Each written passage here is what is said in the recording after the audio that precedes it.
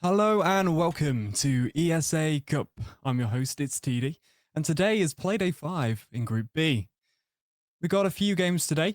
Got Evo 5 versus Flawless 7 coming up, and a few points to talk about.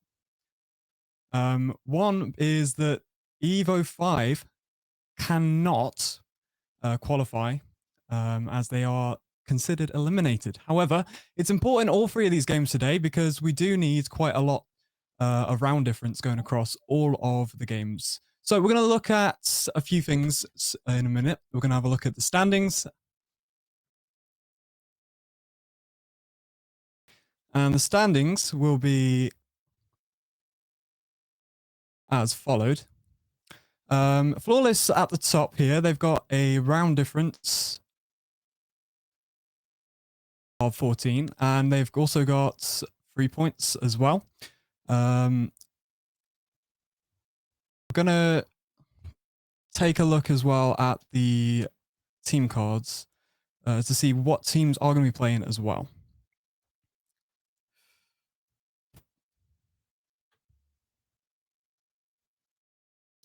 Okay, and the captain of Evo 5, Sweden, got Zeph as well, Chuma, Shady, Curved, and Sinan, as well as Fix and Dale, as well as Vex. Now, they've played Skyscraper. It's one of their best maps. Clubhouse apparently being one of their worst, which leads us to take a look at the other team, because we definitely will have a few things to look at for the map bans.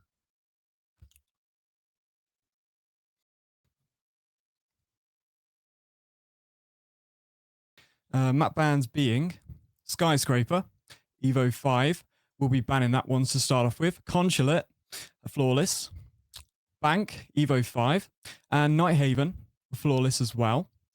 Chalet was banned by Evo 5. Cafe going to be banned by Flawless. Border going to be banned by Evo 5. And Oregon is also going to be banned by Flawless. Now, Skyscraper, Consulate, and Bank, probably one of the most banned maps, as well as Nighthaven as well. Nighthaven has just not been played. And of course, Clubhouse and Oregon going to be left to last. Two of the most played maps probably this season. Clubhouse, though, is going to be one of the worst maps on the Evo 5's played maps. So it could be interesting to see. We're just looking now as well.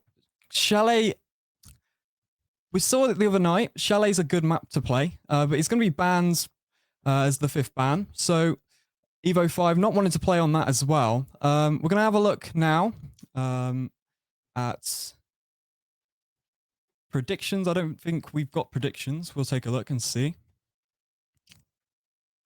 It looks like it's 100% to Flawless. So Evo 5 definitely not looking to be able to to do anything there. With the social vote, unlucky to them. 100% though for Flawless. Okay.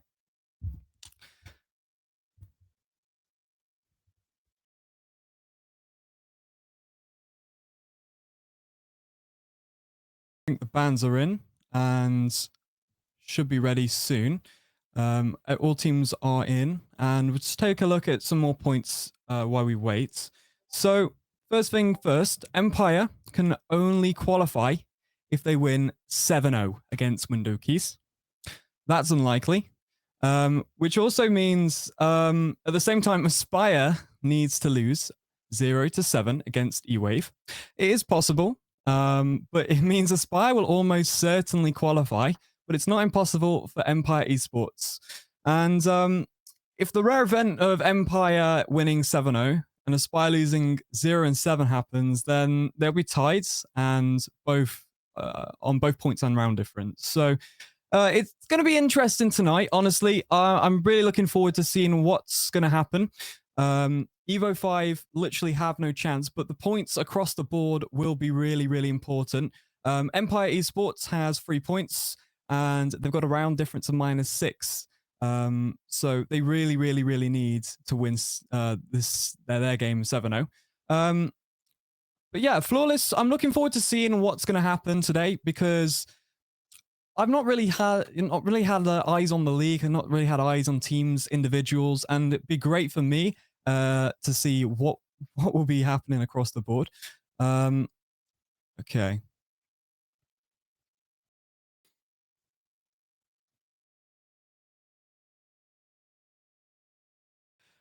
Okay. We're going to quickly jump back onto the ad break, and we'll be back with you shortly.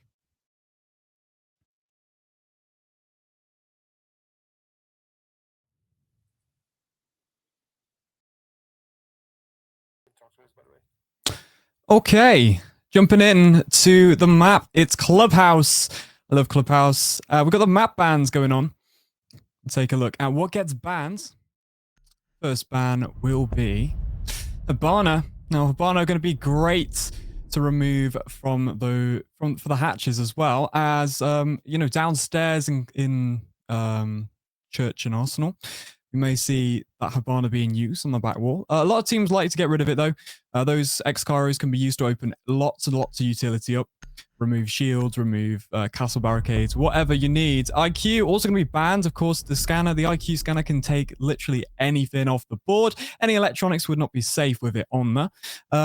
Although sometimes teams don't opt to use in that. We do see, though, that those two do leave a bit of space for the Thatcher to be on the board. We've got full utility of the hard breaches. A lot of teams will opt to bring 2 or 3 hard breaches when the default bans are on the board, but we've got a mirror as well. Mirror going to be probably more suited downstairs, if anything. Though I have seen some teams as well, also in the big bedroom, like to use that mirror because it's really good for that main wall. And okay, final ban, Solace. It's got to be a Solace, really, hasn't it? Utility that it destroys is insane. Like the amount of drones that will just be hunted in prep phase, as well throughout the game. You can't really set up flank cams with that Solace on the boards, especially in prep, because Solace is just there, and there. Okay, Church and Arsenal is where we're going to go first, and the defenders are looking to bring the Maestro. No, okay, we'll take a look and see. The Doc, the Mozzie, Wamai, Warden, and Goyo. Okay, interesting. The Mozzie going to be pretty good for denying those drones and causing the attackers to have to remove those Mozzie pests. It's also great, just the little Ronnie's a really good gun to utilize as well. Wamai going to be great for the verticality, catching those flashbangs and nades that can be thrown. And the Warden probably going to be opting to deny those flashes as well. Warden just got that really good gun. A lot of teams do like to use it, but in the case that there is a flashbang, it will be good. It will be viable. Also got that Doc in the boards. Going to be used for those heals, those stims. We'll take a look and see what we're going to be bringing downstairs here in Church and Arsenal. Going to be reinforcing, of course, the triple wall. The shield going to go up into the middle of the hallway. And Goyo does bring those canisters that you can pop as well. We're going to see them on pretty much all the entryways. Dirt Tunnel and the blue. Warden going to go get the hatches there as well. And a Goyo canister on the double door going downstairs. And the rotation will go from Church into the corridor, so they can pop those Goyos nice and quickly. We're probably looking to see how those attackers do opt to change. Jackal going to be coming on the board to deal with that heavy roam that does look to be occurring. We've also got the zero, like in the zero pick, because we have then those cams that we can set up. It's pretty good for team communication as well, bringing that zero. You've got extra cams as well as your 10 drones. We do start with a good drone economy. There's a gunfight going straight off within the garage. Straight away, it will be Wamai just shooting some holes through that door and tagging that Twitch. Drones going in, though. We do, of course, see them trying to cause a pinch there. Trying to find where he is. There it is. Faison going to be taking down Shady. And there's a second. Oh, incredible. Here we go. Wamai going to be taking the gunfight downstairs. Oh my god, already going to go straight down. The whole board just been removed as Goyo gets a pick onto Sweden. It's now a 1v5 in the first 2 minutes and 10 seconds. AC is going to get the final kill there. And straight away, we've just seen every entry been denied. Extremely heavy on the middle floor approach. Most players just weren't on the bomb site. We've got 3 instant picks and a gunfight that happens straight away onto the garage, onto the soft breach. Now, of course, both teams want to play at their utmost best. Evo's going to be now negative. GG Evo's 7-0. Yeah, I mean, that's the thing. They can no longer, Evos can't do anything. They can't win.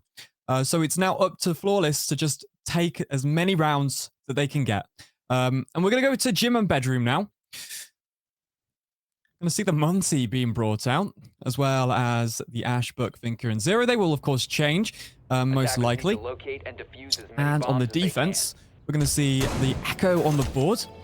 Now, if we do get to that point where Plant is going to go down, they do look to be keeping that Monty. If they do decide to keep that Monty, and we do see Plant go down, Echo may be viable here. The Mute Jammer is going to be for that wall, but the Legions are also going to be a bit of intel of their own, providing for the entirety of the map. Going to see, of course, the shield going to go onto the bed, and an extension into the CCTV and cash room. 10 seconds remaining. Looks to be one of the drones been destroyed, or the drone economy for the attack. So we're going to continue to opt for this Zero as well, and we're sticking the Monty by the looks of it. Of course, bringing that Finker and Ash for entry. Okay, let's see. Have we got any early peeks? Looks like Mozzie downstairs is going to be looking to do some damage as a quick peek does go out from the pool table onto the main gates. It doesn't look like there's going to be any casualties from that Mozzie, though, as we're all rappelling up to the main breach. Now, Buck is going to be starting work with the hard breach gadgets on, of course, the main CCTV breach there that's been reinforced. He's got to waste it there on that wall, so now they're going to know that he's pushing from that direction. Looks like we're going to be opting to use hard breaches to actually even maneuver on these walls. No hard breach has been used, so... Oh, there we go already. Sweden going to go down, and Vexa as well. Been ran out on. Oh my god. Already early picks going to be happening. So we now need to try and get some frags here. Or get into the actual site and gain some ground here. Of course, we've extended out, so it's going to be hard for them to do anything. They have to take the area as they get there. Legion's going to drop some mines into the hatch, so if that Monty does drop, he's going to get a poison ball in his leg. It's just going to be chipping away at him, and he'll have to pull that out, because it's going to kill him instantly else. C4 going to be deployed, doesn't do any damage, and Finker's going to rotate off. Finker's had enough of that. And they really need to push the Monty up into the garage and start to make some damage on anyone that's playing in this cache extension, because they haven't really got much on the board.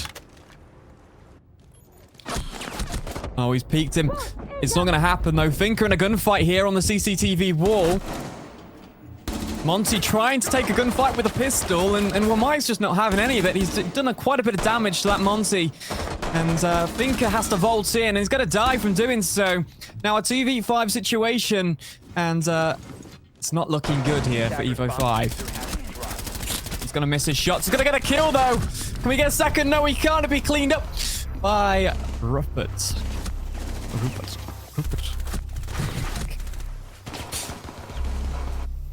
Well, unfortunately for Evo 5, it's a bit of a nightmare because they do really need to get some ground.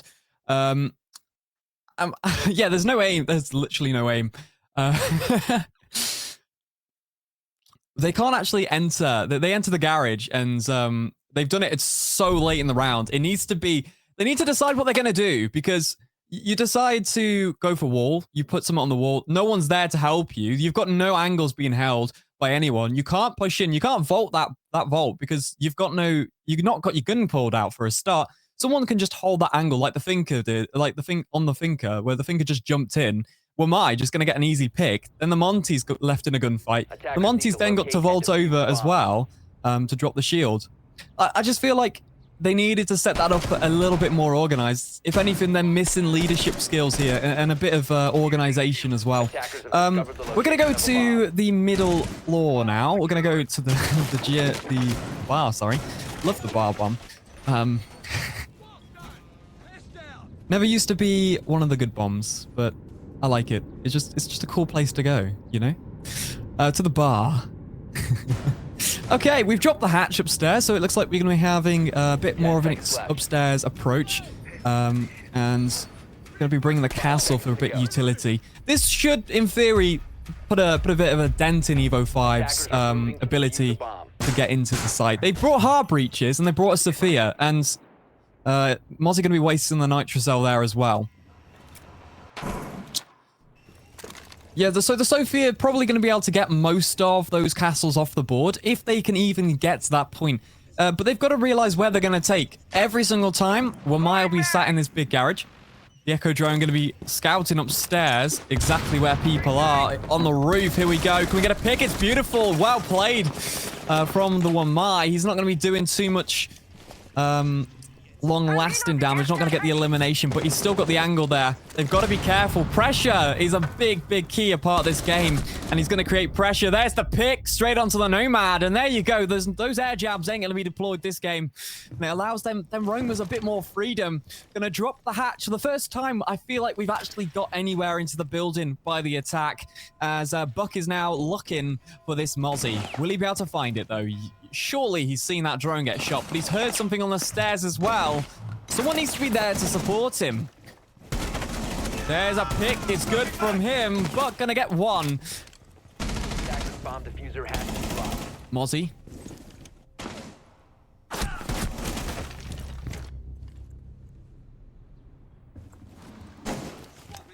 Okay, 3v3 situation here. Buck's got another one for himself. Mozzie's still up there. Just gonna be sat inside of the bathroom, and Buck now needs to do something with this. Can we get this pinch? That's all we need. Dropped the diffuser. Mozzie holding the angle. Attackers recovered the diffuser. Mateo gonna be peeking. Slowly does it. Gonna find the pick though. There we go. It's for the first time the attack doing a bit of damage to this defense. A very heavy up top, but Rupert is gonna be taking Angstar down from Evo 5. 2v2. Attackers have dropped the bomb diffuser. And when holding the angle on off the shield here, it's Hasty. Just gonna be sat in that bathroom, watching the hatch drop. He's got a bit of time. Sorry, in that bar. Drone's going down.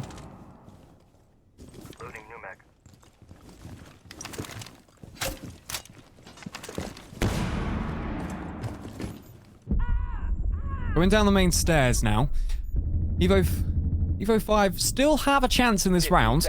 The Echo Drone will be a limiting factor, though, if Plant does manage to go down here.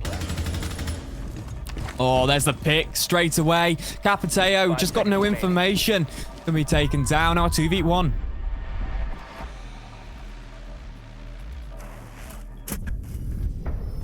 Operators, you have run out of time.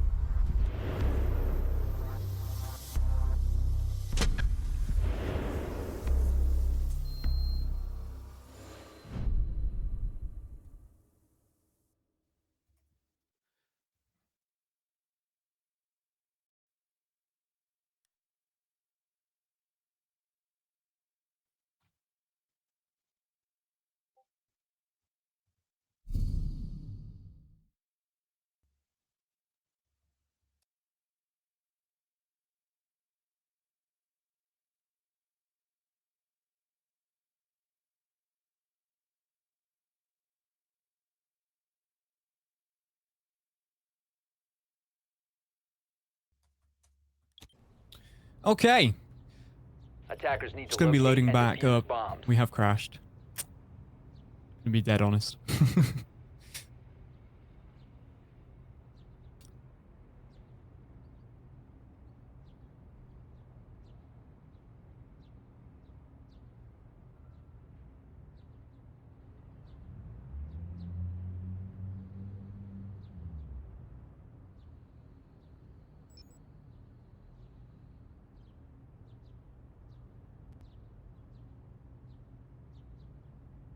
Okay, jumping into the rounds, it looks like, from my POV, that Evo 5 did just about lose that round by the Echo Drone and the final elimination there.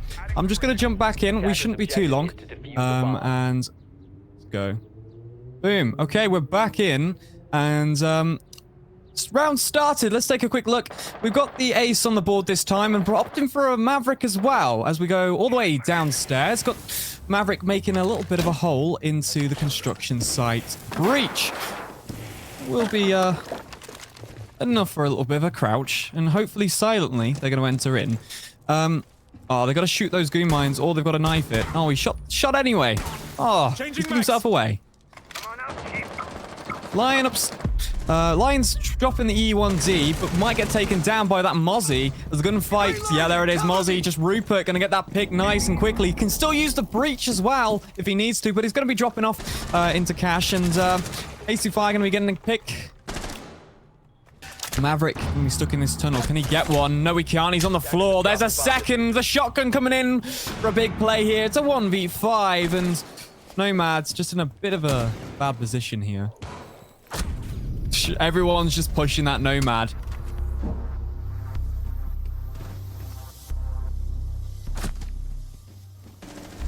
Okay, it's currently looking like it's going to be a 7-0.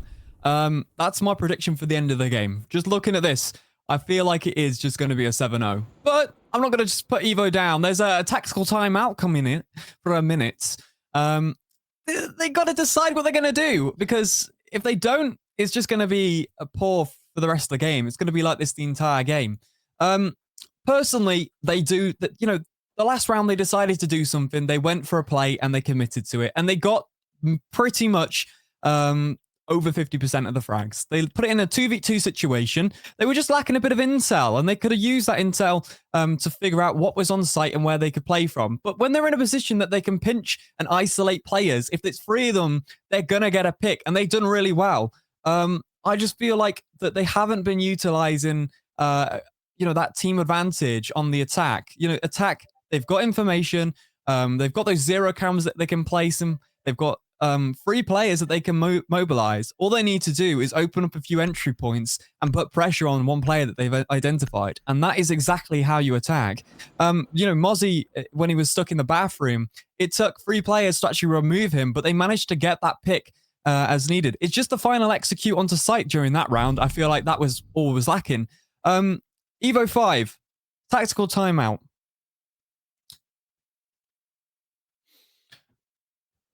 All right, the tactical timeout has ended.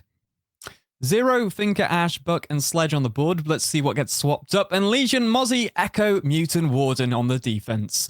I'm liking the composition on the defense, to be honest. We've got, of course, the Mutant and the Mozzie. It's always been hand in hand. You can always offer that drone denial. But we do have the Echo. And the Echo, I just like the Echo on the board because you can move those drones around. You put them in special spots and check them out of drone holes, and you can find yourself a bit of information. So it's good. And of course that Legion with the Legion buff is going to be doing a bit more damage as well. So now let's see, what will the attack do? They've decided once again to opt off for bringing a hard breacher. Now I feel like looking at this, they should just be bringing an ace. Every round, they just bring the ace. Why not? Why are you not bringing the ace? It can open up the breach, it can open up construction, it can open up cash. If you need to get in, you can use that ace. Once you've done that, you can be either drone support or an entry. Ace is a good versatile op, and I don't think we need to bring these. I feel like the attacking composition isn't focused on making ground, making entry. They need it realistically. They can't jump in through a hard breach because every single time they've done that, they've just been held an angle on. The Echo drone is looking to scout for anyone who might be going onto that roof panel, for that box, and trying to get a pick from Garage. But it doesn't look like that's going to happen as Mozzie's in there, and Mozzie's not using the C4 on that. No way. Legion's going to be sat at the hatch, dropping Legion goo mines all over the floor, so they have to be shot if he wants entry. And the 0 cams are going to be piercing into the garage. Mozzie's going to shoot that. They know that Mozzie's in the garage though now, and well, they know to expect someone surely. Oh, a bit of damage coming off from that window in CCTV as Mozzie's now going to rotate off. Got to be careful jumping through that window. He might get picked if he does. There we go. Beautiful shot there by Matty onto Sweden. Zero going to go down outside. He was right hidden behind on the box as well. Matty is going to get a second onto Antar. The Jackal going to go down. And we still haven't tracked any prints yet either. Matty going to be looking to get a pick onto Dockerby. Dockerby going to go down. The C4 deployed. Can we get anyone? No, we can't. Diffuser's dropped on the hatch and he has to get back in that position. Matty going to get a second. Frag's going below. It's a 1v4 situation. Just trying to shoot through the floor. Done some damage onto Matty. Legion going to come downstairs with a shotgun. And that's the round over. Once again, the defense looking to be one of the strongest parts of Clubhouse. And, well... closer to that 7-0, I guess.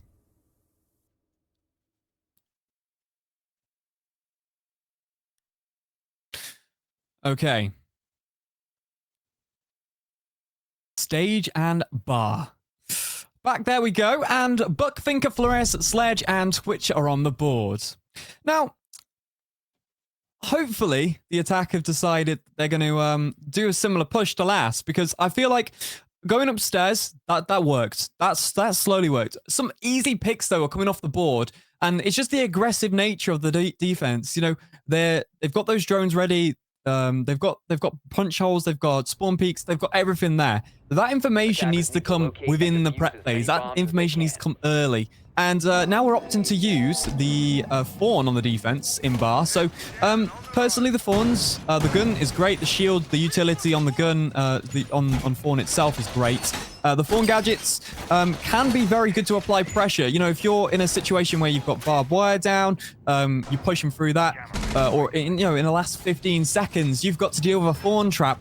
And you can't push too much into a line of sight. It pushes you into a position that you don't want to be into, or you're wasting time dealing with it and getting out of the way of it. And because of its lethality, the Fawn can be utilized very well.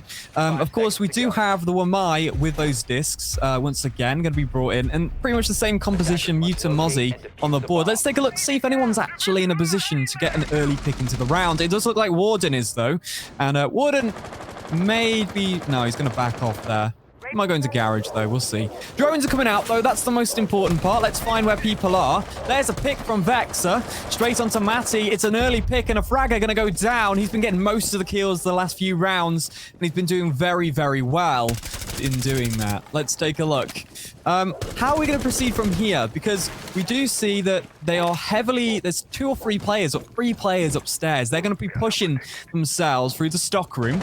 They do have to either watch that flank. Sweden going to get a pick, though, onto Fawn. That means they've got more control downstairs. Oh, no. Sweden's been victimized. No, no, no, no. Sweden taken out by the Fawn trap. Maybe that's it. He's going to get someone from the dead, and I feel like he's happy with that. As we now push in. He's going to get shot from the barricade. He's got to be careful here, Mozzie does, because there are lots of holes around, and he's going to be pushed into a position that he's going to get pinched. You can't go in too many ways. There's a pick onto Shady. Shady had a feeling he was there, but he's going to get picked by Rupert. Good positioning from Rupert. And lined up his shot. I feel like Shady's angle holding wasn't particularly good because he just got Peeker's advantage on him and quickly took a gunfight there. Looks like the Sledge is just going to be sat in a nice position where he can just hold that angle. We've still got 2 players sat in the stocks, though, and it looks like Rupert's silently going down the ladder. He might try and chase up after that drone. Becky going to take out Ankstar, and, wow, it's a 2v3 situation here on site. There's a pick straight away from Vexer. We're going to get a flank here, though. The diffuser's down as well. Rupert, you can get a pick. Do they know? Looks like he's slowly walking. He's going to see his arm, surely. There's a pick. Can he get a second? He's going to be taken down. It's a trade. Oh, beautiful. Yeah, it's a trade kill. Great flank, though. We could see him prepping that, dropping down the ladder very, very slowly, just so he couldn't be heard.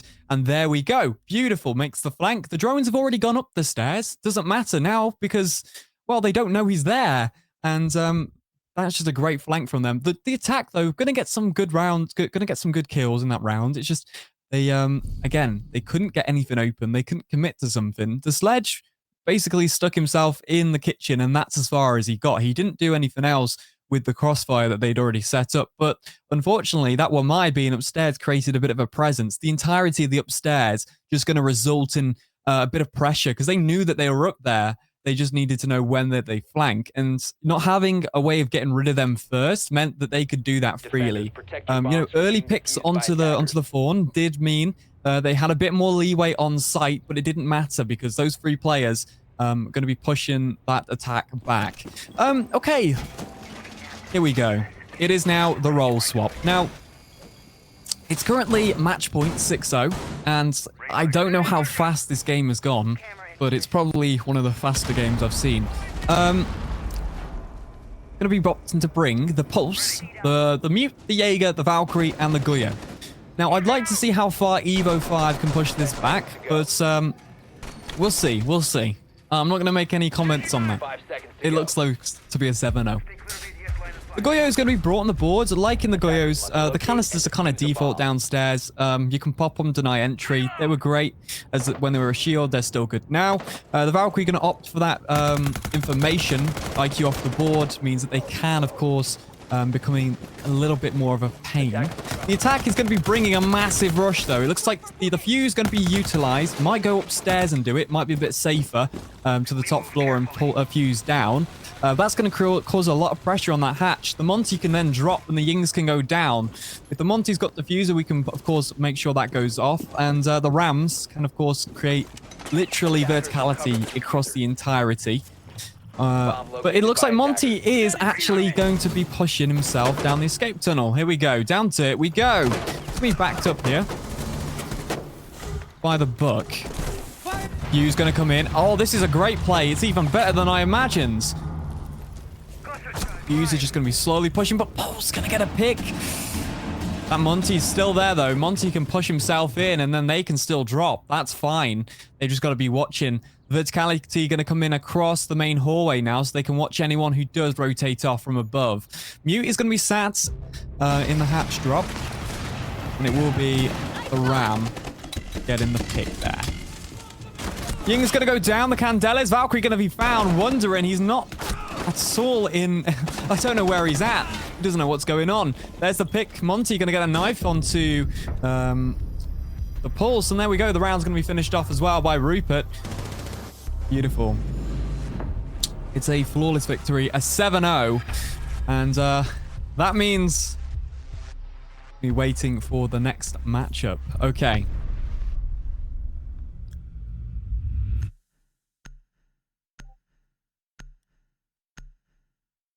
And a quick look at the kills. Okay. Well, that matchup was interesting. Flawless, literally going to get a flawless victory there. 7-0. Evo 5, pretty lax performance from them. Not too much to see from them. They've not really utilized the on the attack, that full use of the drones. But I feel like they could have just done so much more. There's like 2 or 3 rounds that I feel that they just missed out on every single time. I'm not sure, man. Evo 5, they just need that leadership role, that decisive ability. Okay, right. So we're going to take a look soon at our next matchup. So our next matchup going to be E-Wave versus Aspire by EOS.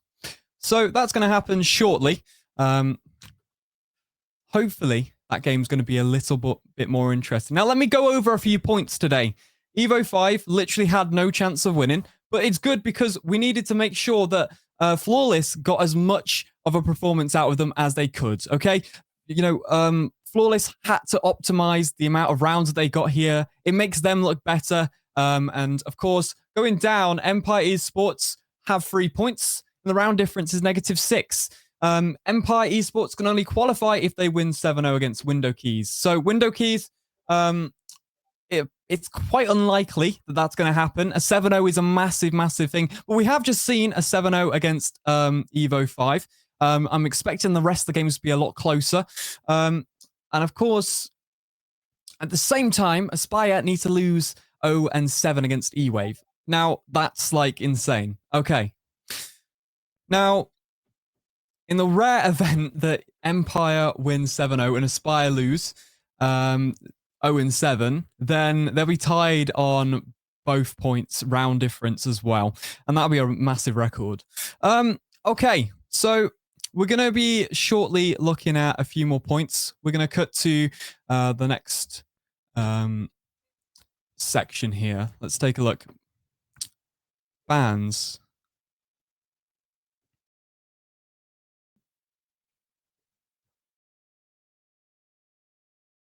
So obviously we're looking at last game's bans here. Clubhouse was the map that we went to. I'm looking to see a different map maybe. Like I want to see a bit of Nighthaven, I won't lie. That could be interesting. It's all good though. Okay, and the bans that are going to be coming up on the board now. Chalet. Oh my gosh. Chalet. I love Chalet. Great map. Take a look. It looks like Cafe was the first ban here. And Clubhouse is going to be the second one. Skyscraper followed on. Nighthaven, it's not a surprise that that was literally at the start. Border and Consulate, a little bit banned later on, as well as Bank and Oregon. Okay, well, Chalet. What do I like about the map? I think the entirety of the map is used literally on every defense. You know, we look at upstairs take. All of upstairs is going to be utilized. Most likely, they're going to have someone in reading. So it means that it's a methodical clear. Every single round's pretty much the same. You got to clear from that reading, get control of that fireplace if you want that wall. If not, we're going to go the other side of the map, and we're going to clear to the master bedroom side. Look at the windows, put pressure on the bathroom, put pressure on piano. You've removed the utility off piano, and there we go. That's Chalet's upper floor.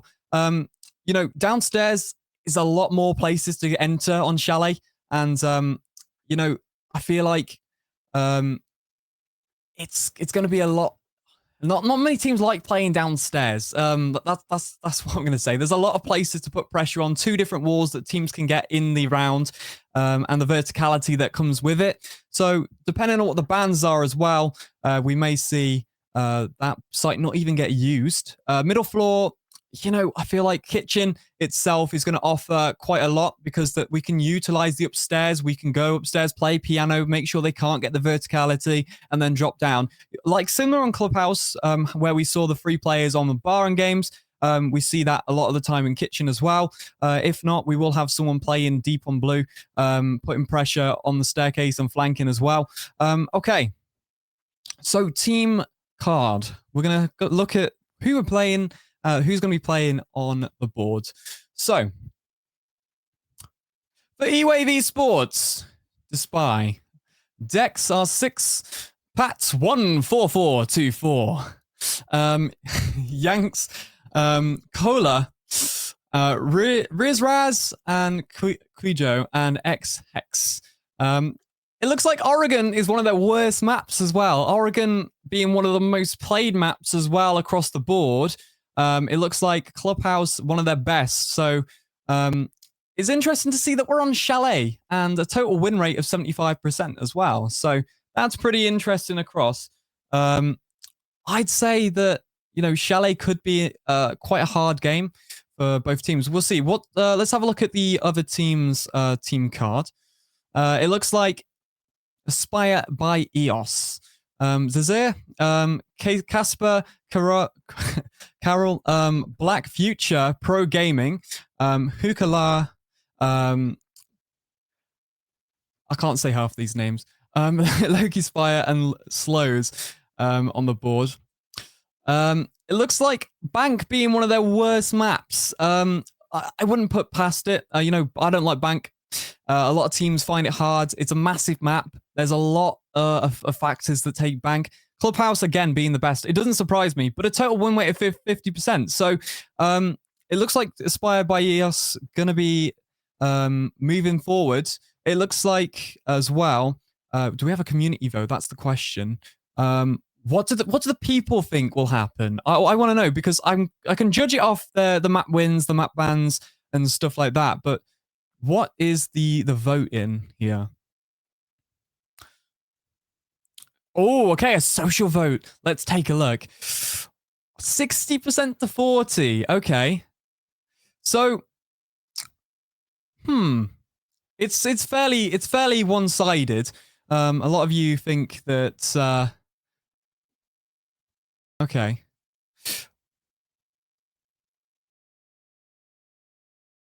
Right, well, we're going to quickly take a look in a moment at the scoreboards because it's something I want to take a look at as well. I do have a copy as well, so I can actually see it this time. Oh my god. Let's take a look.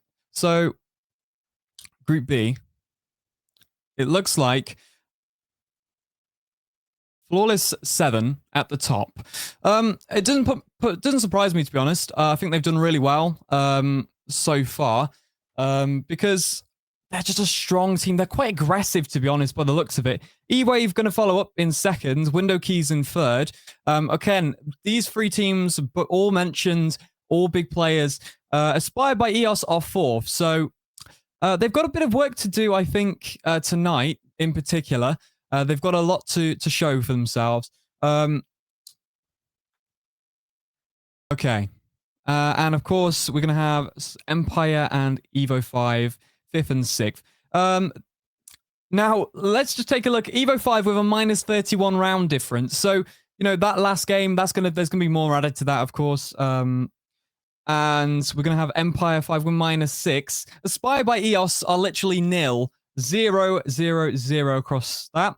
And Window Keys with a 5-round difference. E-Wave Esports with 11 positive. And Flawless 21. So, yeah, you can see how the gaps start to form here. And with a total of 4 wins, Flawless going to be at the top there. And E-Wave with two wins to their name. Window Keys with 2. Aspire with 2. And Empire Gaming with 1. So, E-Wave looking to be one of the favorites, I would say, with the community. But I feel like a lot of people think that maybe Aspire by EOS can bring a bit of a game. Well, that's all good. We're going to cut now to an ad break, and we'll be back shortly.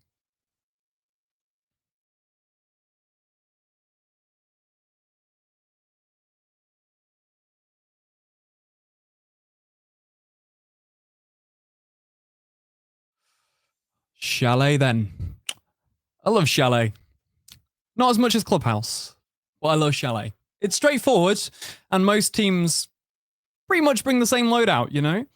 Okay, bannings. Let's go. Monty, straight off the boards. I feel like Monty has its own presence, depends on the situation, depends on the utility. Remove the utility, Monty's very strong. You know, if we have a Goyo canister, get rid of it, Monty can now move. It's as simple as that. Pushing Monty in through, you know, breaches like downstairs, if we go down to Snowmobile, we can utilize Monty to counter maybe a mirror, maybe a shield. But at the same time, it's not always as strong because it does require... it does mean that C4s are a thing as well, you know? Ying on the board is going to be bans. I feel like it's a given. This map can be quite annoying when it comes to Candelas getting thrown in your face. But the utility that Ying brings is great as well. Any ADSs, any Wamais that go, we can then nade after that as well. We're thinking about more in detail about the utility that it brings. Azami is probably one of the most creative ops on this map, I'd say. Putting Azami literally anywhere on this map, and it's pretty decent. Solace, again, it's a given. That information must go. And again, Solace going to be bans means that 10 drones off start, as long as you don't walk all of your drones through sight, you've got that information that you need across the board. Okay, now we're opting to go to Baron Games first. Now, we do have to, of course, take into consideration that upstairs, we will have an extension. The mirror is on the board there as well. We've got the Frost, Warden, Mute, and Wamai. Wamai for those lethals in the air. Any flashbangs, any nades that can come through. Sledge is going to be on the board. I love that synergy. Oh my gosh. We're going to see... That is brilliant, guys. Our attackers have all the same backgrounds and they all match. That is sick. I love that. Sorry. I've been taken away by the attacker's ability to synchronize. Well, let's hope the attack actually has the synergy that we're looking for. E-Wave Esports going to be coming in straight away with the attack. We're going to see that Capiteo is now swapped onto the board and a Bravo's on the board there too. The Bravo's going to be utilized probably to get rid of those mute jammers early if they can, allowing the drones to go through. It's probably an easier way to do so. And of course, we're going to have that Frost on the board. We're on defense. Going to be utilizing its shield and its shotgun for them rotations. The Frost, of course, it's a bit of a nerf to it. The attackers can now get themselves up, which is good for the attack, but of course means that Frosts have to know where their traps are and have to go deal with anyone that's downed in it. Mirror on the board then. We're going to see that upstairs is pretty much being held with 3 men, 2 men on site. So they're going to have to get some information going shortly. Claymore going to go in. And that's just going to stop anyone that rotates. That one little line might be able to get someone if they don't know it's there. There we go. The Bravo drone's going to be deployed as well. And it looks like Capiteo setting up claymores on the balconies of library as well. Looking to as well put some pressure on them library windows soon. The Bravo's just going to be looking to take out everything on site. There it is. The mute jammer's gone. That means that he can open up that wall with the Habana pellets and put pressure on literally anyone who is sat there and get a few default cams as well. Main cam's a very big, important one. Repelled upside down here on the fireplace external balcony here. But we're going to get a nade going in. Yeah, we'll be cooked by the Wamai by the looks of it. Again, next season, not going to be able to cook any nades. It's going to be annoying. Frost is going to be peeking that fireplace, trying to find them. When pings are coming up, they know where they are, and the drone's going to be taken down. The drone economy looking to be half now. Oh, going to be picked straight off through the smoke. Excellent. E-Wave Dex going to be finding the pick onto Casper. Beautiful play. The smoke's just going to completely throw him off. All those X-Kairos going to just explode in that wall away. And still got a bit of utility to go, though. 1 minute 24 on the clock.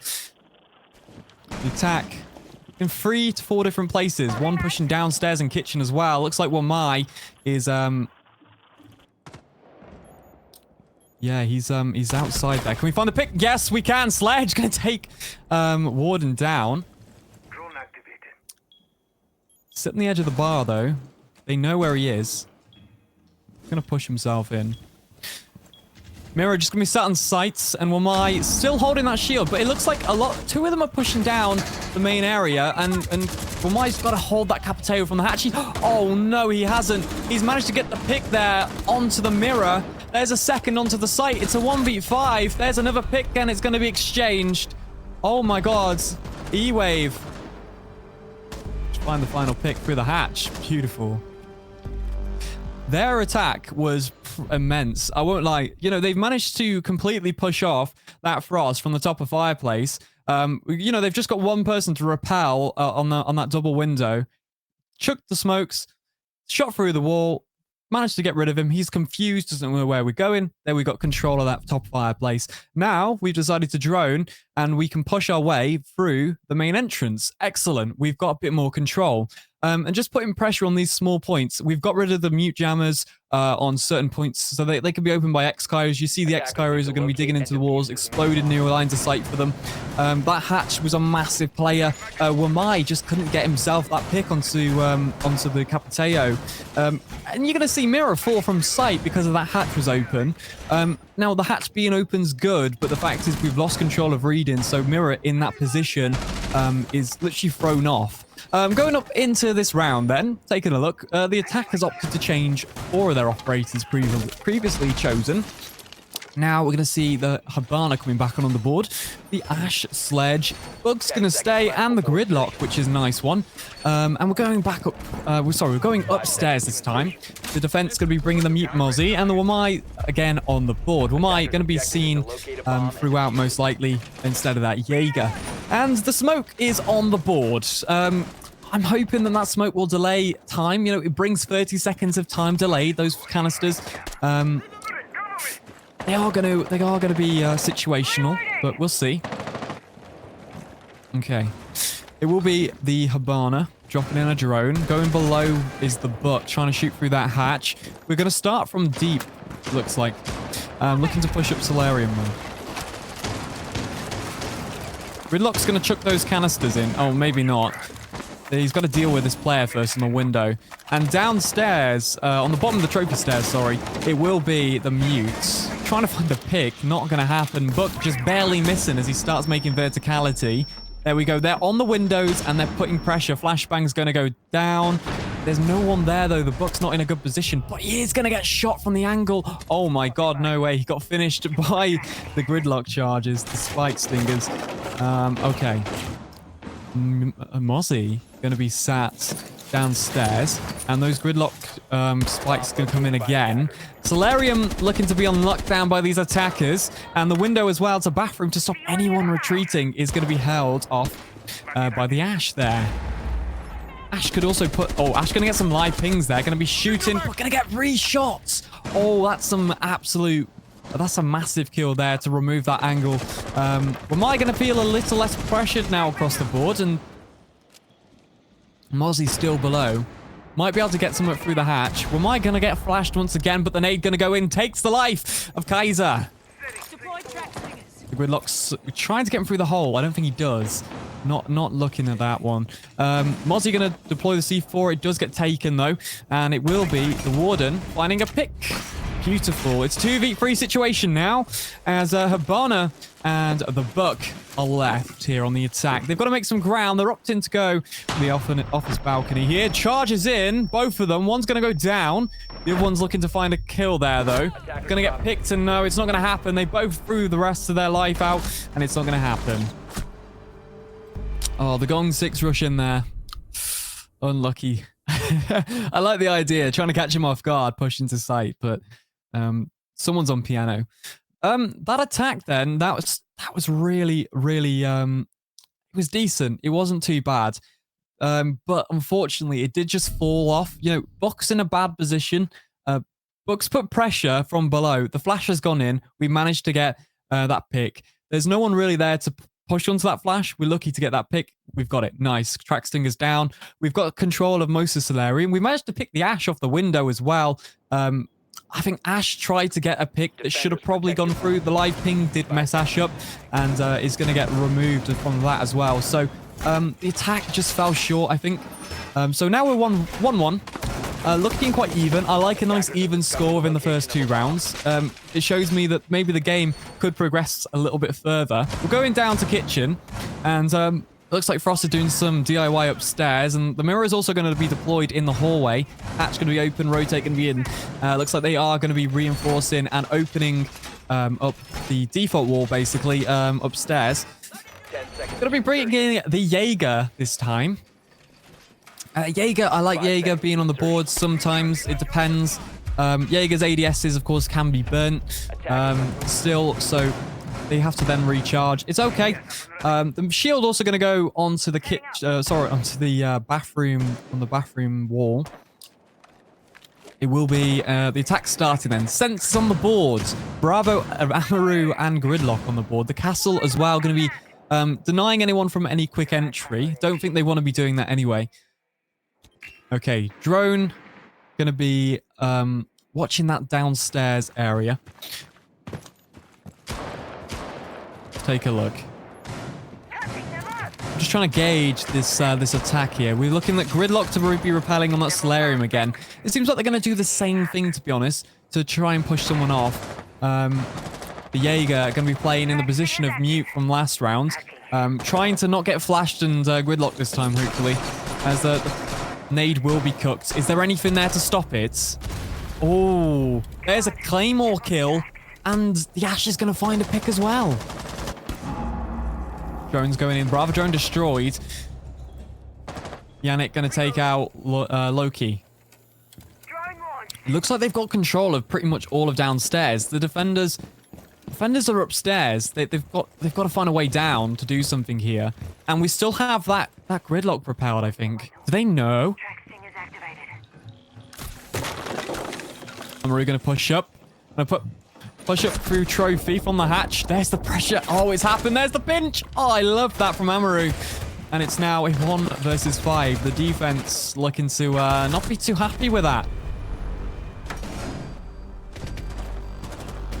Yeah, I mean, what can you do with that? the attack so much better this round.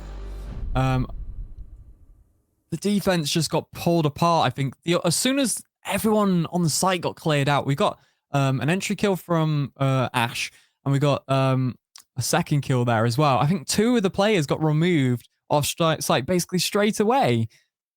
Then we got another kill, and then it's just left with 2 upstairs. They've basically got control. Almary's going to push up the hatch and finish the pinch.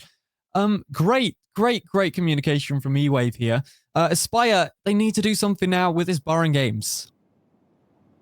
Attackers need to Okay, locate. we have the Mirror, the Wamai, the Frost, Warden, and the Mute on the board.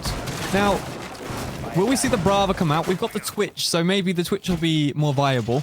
I'm hoping those Mute Jammers are in a bit of a better position as well. Maybe angled a bit better because they were easily captured by that Brava. Yeah, the Brava's on the board. There we go. The Dockerby.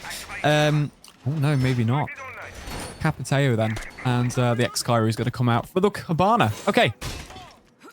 Pretty much a similar attack. We're going to see the Twitch and the Brava. So that's more stuff that we can damage. I don't think there's too much. We've got the Twitch, obviously, for the Mirror.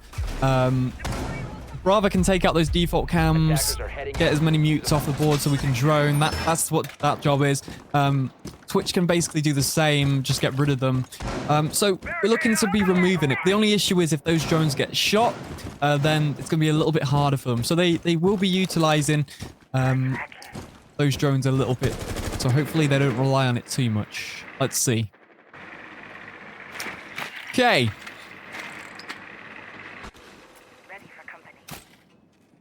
Looking at the site, you see that Frost's going to be upstairs, going to be playing in piano, actually. So hopefully that we're going to see a gunfight between them 2 in a minute. Hopefully the attackers have actually gauged that he's there. Oh my god. Dex taking Loki, who's just decided to go chill at the bar. Maybe he wanted a drink. I'm not too sure.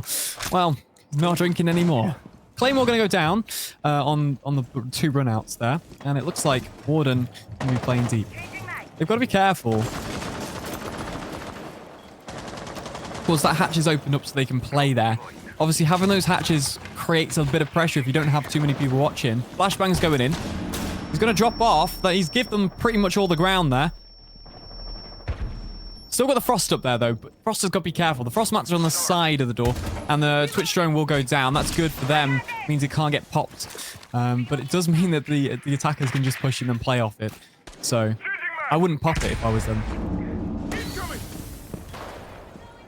Bar in stock, we do see the Wamai. And of course, Warden just going to be chilling in Mudroom. They've smoked it out because they want to jump in, but I'm not too sure about that. There we go. Don't. Future. Going to take out Dunn. 1 minute 13 on the clock. And it seems to be a bit of a stale round, actually. Not too much has been done yet. They are looking to push entry.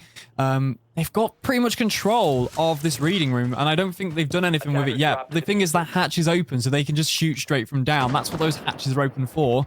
There we go. It seems that Capiteo has decided to push in through reading. There's a few angles, but Warden coming up from downstairs. Just going to say hello, good night. And the pressure from above going to happen. There's the refrag. And Frost looking to find a pick, but can he be stopped by this Capiteo, who's going to be utilizing the mirrors? There's the pick. Dex going to take him out. The Frost off the board now. That's the attack.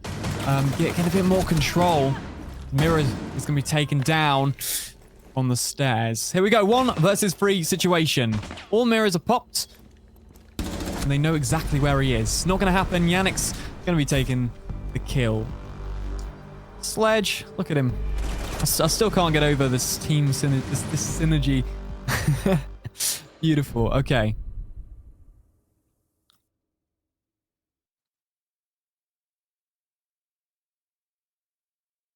Okay. Moving in. Master bedroom. Last round. I feel like the attack, very patient. They definitely got rid of as much utility as they could. Defense, early picks. Easy picks, easy situations. Utilizing that repel. Nice, easy, simple pick. From there was literally no gunfight. Great stuff from him. Moving on, we've managed to get rid of the mirror by just putting the flashbang literally in the box. Mirror is pushed off. I feel like Frost could have supported that mirror a bit more. Like maybe instead of drop-in, they could have kept that going a little bit longer. But it doesn't really matter as much because later in the round that they utilized the drones and then realized that reading actually was clear to play. They then removed the frost utilizing the mirror window, and that was fine. Of course, Warden's going to get a nice pick, and that's a great position to be. Unfortunately, though, the verticalities come straight back at him, and Warden's going to sit on those stairs, and therefore he's going to die. I think the defense just had a few unlucky situations in that round that they've lost players early, and that's what's given them a little bit of a lackluster of defense there. We're going to go back upstairs now anyway. 3 minutes on the clock, and we see that the thermite's on the board. That's good to know. A big hole coming right up. Those exothermic charges hopefully going to be utilized. We'll see. They've got the ace, so I don't know if they'll be necessary utilizing them on the main walls. It will be to remove any extensions. That's why they brought so much. Of course, we've got the sledge there as well. And the gridlock's being quite viable. I'm liking the Sophia pick. Sophia can be utilized for range, but it's only going to be utilized to really remove those shields instead of that ash. Defense opting to keep that smoke on the board, and the mute Mozzie is as well on the board there too. Okay, we're going to be looking to get control already of upstairs reading. We're going to be opening up that same hole that he got the kill onto Warden from. Droning in. The piano's obviously got a shield on it. Cool, can we get the pick? No, we can't. It's always so unlucky there from the ace. Warden looks like he was reloading into a window. I'm not too sure if that was the case. He's going to back off for a second because they know that they need to nade that, and it seems that they might do soon. Exothermic charge is not going to be contested, and he's going to manage to get the exothermic charge on the wall. It will be popping, and there we go. We've got control of pretty much that entire reading side now, and can start to put some work down.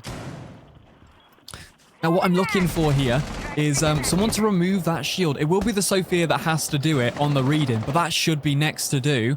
We can do that from quite a few angles here, actually. It will be Yankee getting Carol down. The mute going to go off the board nice and early. There's another one from Rizraz. Beautiful. Warden has been completely taken off the board. Will I get this pick, though? He looks like he's droning, so I don't think he will at all. Ace going to be taken down by Loki. There's the smoke in bathrooms. Nade's going to come out there from Ejo. And it's a 2 versus 4 situation. Toxic Babe deployed.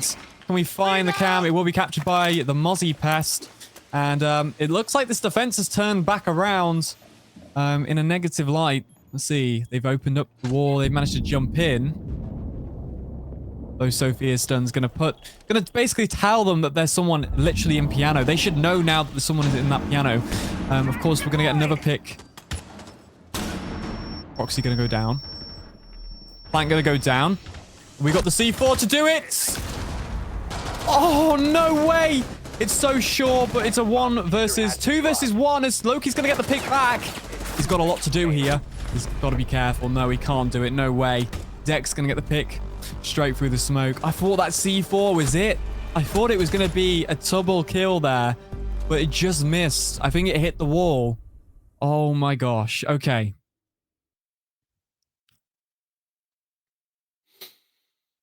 Moving in then. 4-1. It's a tactical timeout here for Aspire, who are currently in need of a few rounds. I feel like they need to get this next round, and then we can do a role swap. Maybe their role swap will be better for them. You know, changing up the boards might be a little bit easier for them. We'll see. It looks like Yannick is 8-2 at the minute. Ejo 4-2. Dex 6-1. Rizraz 2-3. And Dunn is 2-3. Kai is 3-5, Future 3-4, Loki 4-4, Casper 1-4, and Carol dropping a big fat donuts 0-5. It's all good. 11 seconds left, and I feel like compared to last game, there was a lack of leadership, a lack of entry. This game a lot better across the board. It's just getting those easy picks again. That's what's hurting them in certain rounds. You know, you're going to lose a key player that's part of your bomb site early. Also, maybe the setup, losing control of certain areas straight away from just a flashbang. Just throwing one single flashbang has forfeited an entire room. These simple aspects for the defense have cost them a few rounds. And maybe as well, individual play. I feel like, you know, at points in the game, we've managed to allow a player to sit on a hatch, and you're right next to him, and you've not managed to swing. There is pressure from the window, but Capiteo is just happily sat, you know, in this hatch above bar, and he's managed to get a pick onto your mirror. I feel like if you're upstairs playing that roam, you should be in a position to remove that player. But he was unfortunate in that case. Okay. Tactical timeout has ended. We're back. One more round away from round swap, basically. Okay. Dunn is going to be onto the Thermite. We'll see if they swap. It looks like Capiteo and the Lion. Oh, a blitz. Hello.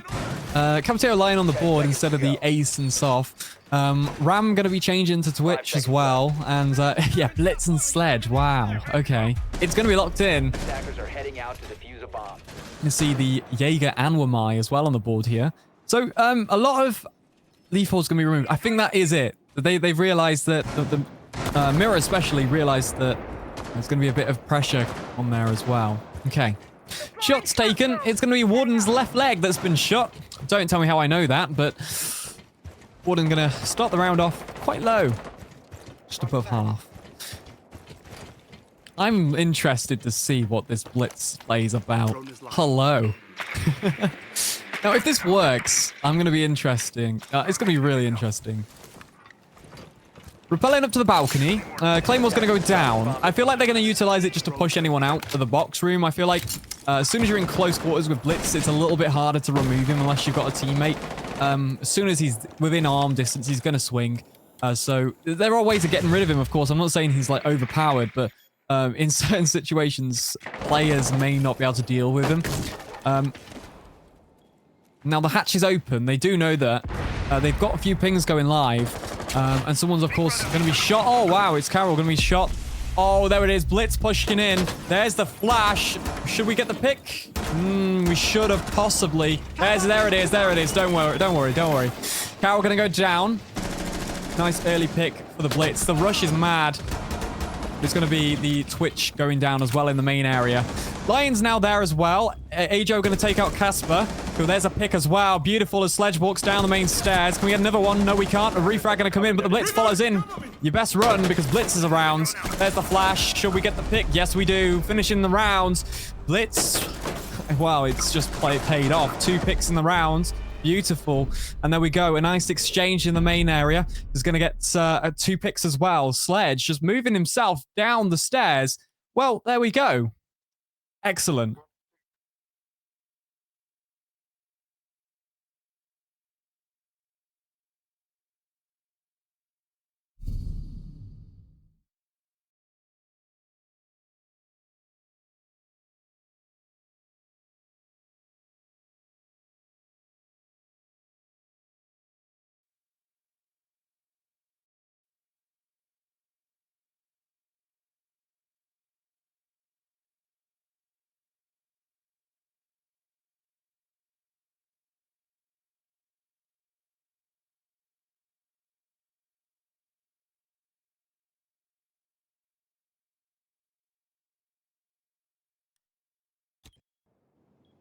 Attackers need to locate and defuse as many bombs as they can. Bomb located by attackers. Okay. We've hopefully sorted out some technical difficulties. Welcome back. 5-1 is now the score on the board. It's interesting. The role swaps happens to Chonka. To Chonka? Hello? Nice to see you, my friend. Well, Chonka brings 20 balls of fire and an LMG. It looks like he's utilizing the LMG as well. That's made my day to see Tachanka on the board. Love it. Love it. Let's go. Okay. Aruni as well can be brought. What they going to bring this Tachanka for? I guess they've got 20 balls of fire to determine when they throw it, but I don't know. I'd still prefer the smoke. Rizraz gonna get shot through the door. He's peeked back to shoot and then he's been taken down. That's a nice early pick. And once again, we may see this attack change. Okay. Of course, we are on round swap, so both teams have swap now. We'll see.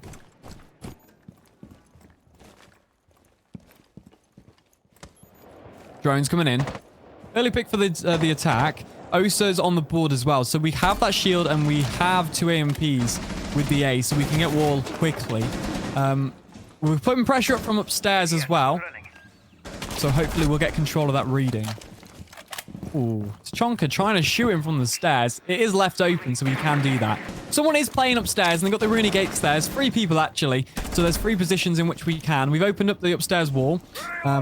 He will be getting the right panel, so he's going to try and put pressure on the door. Of course, the Osa shield going to go down now to see if we can get some picks. It will be a long-distance gunfight, though. The entirety of the 3 walls have been punched by the Rooney. So that's a massive line of sight. To play behind a shield, it's a lot better. He's got to be careful he doesn't get shot here, moving out of the way. Slowly, hopefully, they're going to push themselves into that piano. Might see a gunfight through that wall. It is open. It is soft. The Chonka chucking a few of those rounds out. We've now got 14 left, 6 deployed. He's going ham on those. Pressure from the back. Oh, there it is. Dex going to take out Future. 4v3 situation now. As Dex is going to get another kill. Straight onto Carol. We're trying to push ourselves onto site, but it's not going to happen.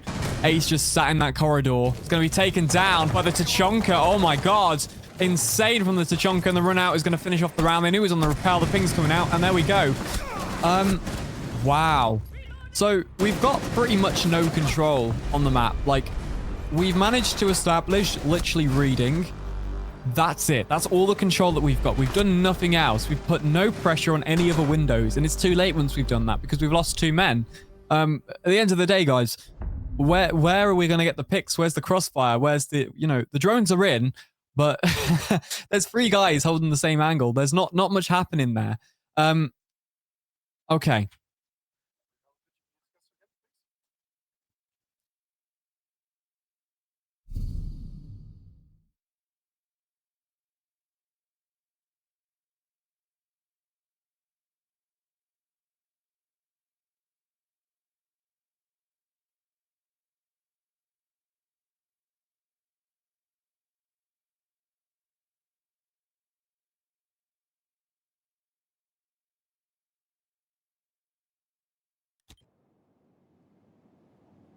Defenders, protect your bombs from being defused by attackers.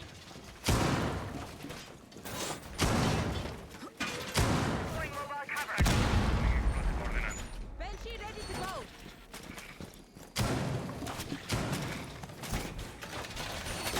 Laying out the welcome mat. Setting the welcome mat. Attackers have discovered the location of a bomb.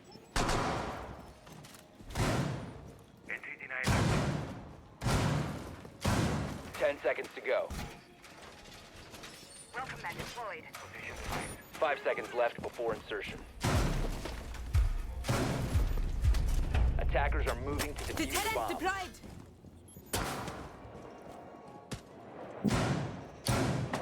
Okay. Match point 6-1. Well, I said that the game couldn't possibly go kind of like this, but apparently it has. It seems that Goyo's going to take a bit of damage as we start to pick people out of that library. Already, Carol going to get a pick onto Yinks. Goyo going to be completely determined there. C4 onto Carol, though, as he enters. There's the thermite off the boards, and that's the hard breach for any walls that need to be opened. Of course, we are in basement, so massive.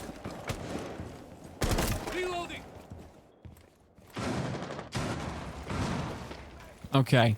Future open up from the main lobby, and we're going to see him take a bit of damage as well. Where is this from?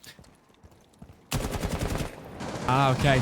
The bandit going to come up on the stairs. 3v4 situation. Casper going to take a quick pick onto Rizraz, and there we go. The Legion going to be shooting onto the stairs. He's going to hit Future from that distance. That's insane. Going to use the shotgun to open up some more holes. He's got to be careful he doesn't get shot back. as he is holding this entire trophy. Oh, that's a long angle. We're going to be held. He's got the sight to do it. Ajo going to take out Future. 1v3 situation. Ajo left on sight. And that's it.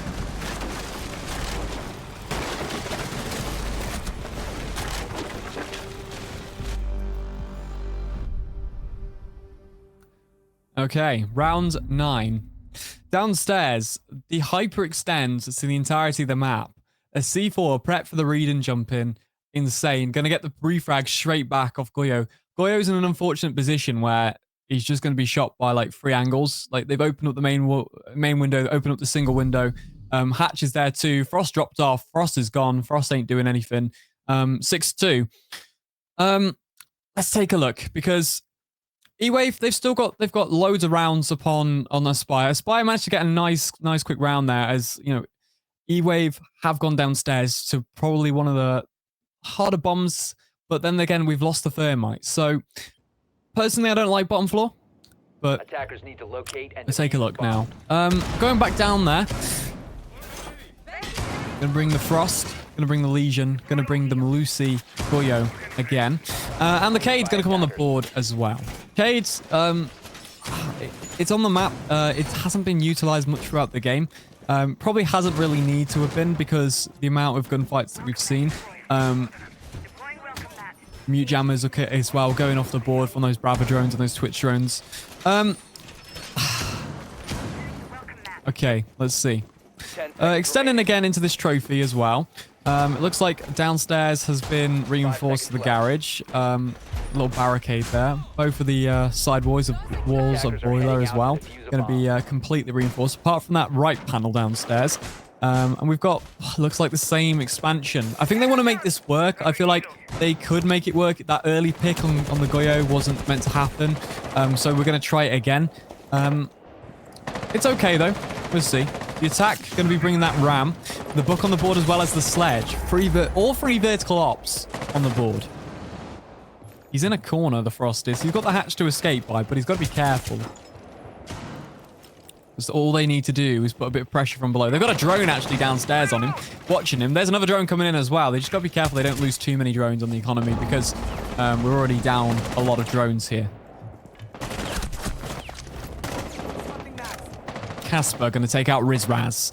4v5 situation to start off with, and that's a good position to be in. Casper going to throw himself straight into that pool table, and he's going to get the pick. Drones coming in. There's a position for him to get picked straight onto the main stairs. If he goes up or anyone comes down, there's a nice pick for the defense there. The Legion Mines will be getting shot as well. They've got to deal with everyone who's expanded off-site first, so we'll see. Can we get the pick onto Goyo? We can. There's another one. 3v5, but a refrag as he goes around the corner. Oh, nice from Legion. He can still put his goo mines down, takes another drone. That's good for him. And he's still got these long angles to deal with. How will the attack deal with that? I'm not too sure, but I feel like Loki's just got the pick onto that Legion, so that's all good. And it's a 2v4 on the board, putting a bit of pressure from the vertical here. And there's some things I have not seen on Chalet recently. Drones coming down. They've found that this main site has 1 person in. They're going to try and apply pressure. The backside, less contested. There's a bit from the blue stairs, and oh no. AJ swung to try and get another pick. There's one. No, it's not going to happen. Future gets the final pick there. And now we're seeing a bit of momentum here. Aspire picking up their second attacking round in a row. Round 10 then. As we're still on match point, but it seems that Aspire picking up a few rounds. Barring games where we're going to go, I feel like we don't need to go down that bottom floor. That's why we don't. The expansion room's way too far. Yes, you were taking those gunfights. We're getting those gunfights early. I feel like we could focus more upstairs as well, putting that pressure early in the rounds on those attackers. Having more gunfights that someone in a better position, maybe someone on Fireplace, go back to a simpler time. We don't really need that expansion, but we'll see. It's fine. It's more or less how long Attackers that they need to stay, locate and defuse as many bombs as they can. that defense stays along for, because Attackers they're have discovered the delaying location of the time, bomb. so that attack can't really push straight down onto site if all three are off-site, putting pressure on. That's understandable, but I just don't think it worked very well. Okay.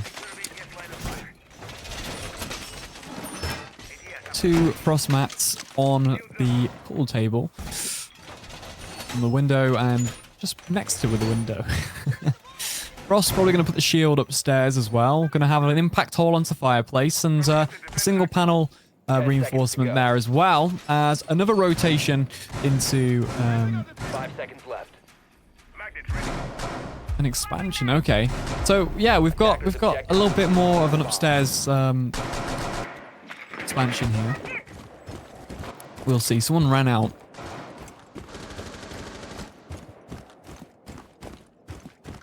Okay, making our way.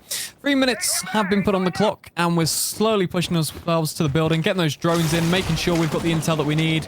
Ram just going to straight away round the window, get straight into dining, put some aggression onto that site. Let's see. Dex is going to take out Ram straight away. Dex just watching from that fireplace. Great positioning.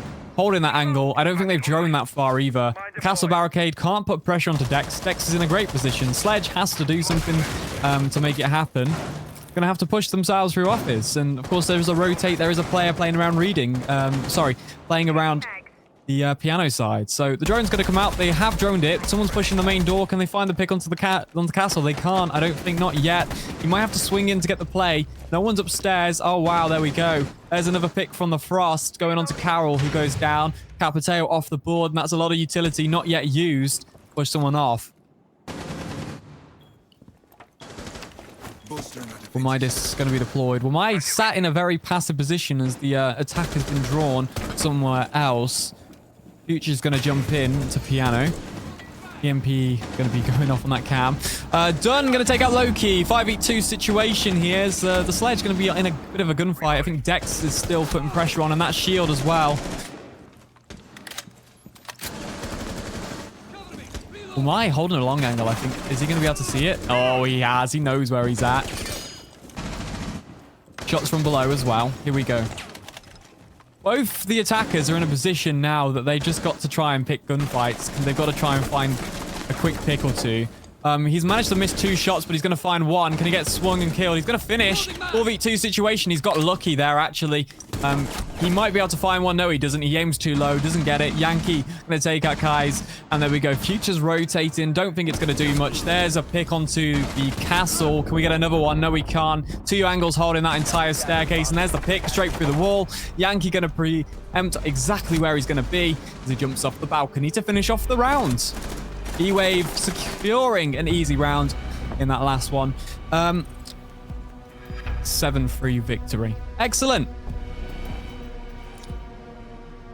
Wonder what the final kills were. We'll see. We'll see. I want to see. 10-4 and 12-5 were the highest kills. Dex and Yankee finishing off that. So, okay. So, yet again, another game that's gone pretty close. I mean, I'm glad that a few more rounds were picked up by Aspire, but overall, I think that E-Wave were mainly trying to make that downstairs work for those rounds that were picked up. The first round that they made, good quality rounds. They got quite a few picks off that, as well as the second. But overall then, let's take a look. Next game, we have got Windows Key and Empire Gaming. That's going to be interesting. Let me just remind you that, of course, we do have to... let me see. So tonight's game, the main focus that we've got here is that Empire Esports literally they have 3 points and they literally have -6 round difference, right? For them to do anything, to qualify, they have to win 7-0 against Window Keys, but it means that Aspire literally had to lose 0-7. So, sorry, Empire need to win 7-0 and Aspire need to lose 0-7, which, of course, that's not happened. So, it's unfortunate. I want to take a look then in a minute or two at the next game, the predictions to see what's going to happen. Who thinks who's going to win? We'll see. Okay. Right. So we are going to move ourselves onto the ad break in a moment, and then we'll be back with you for some more incredible ESA Cup tonight for Window Keys versus Empire Gaming.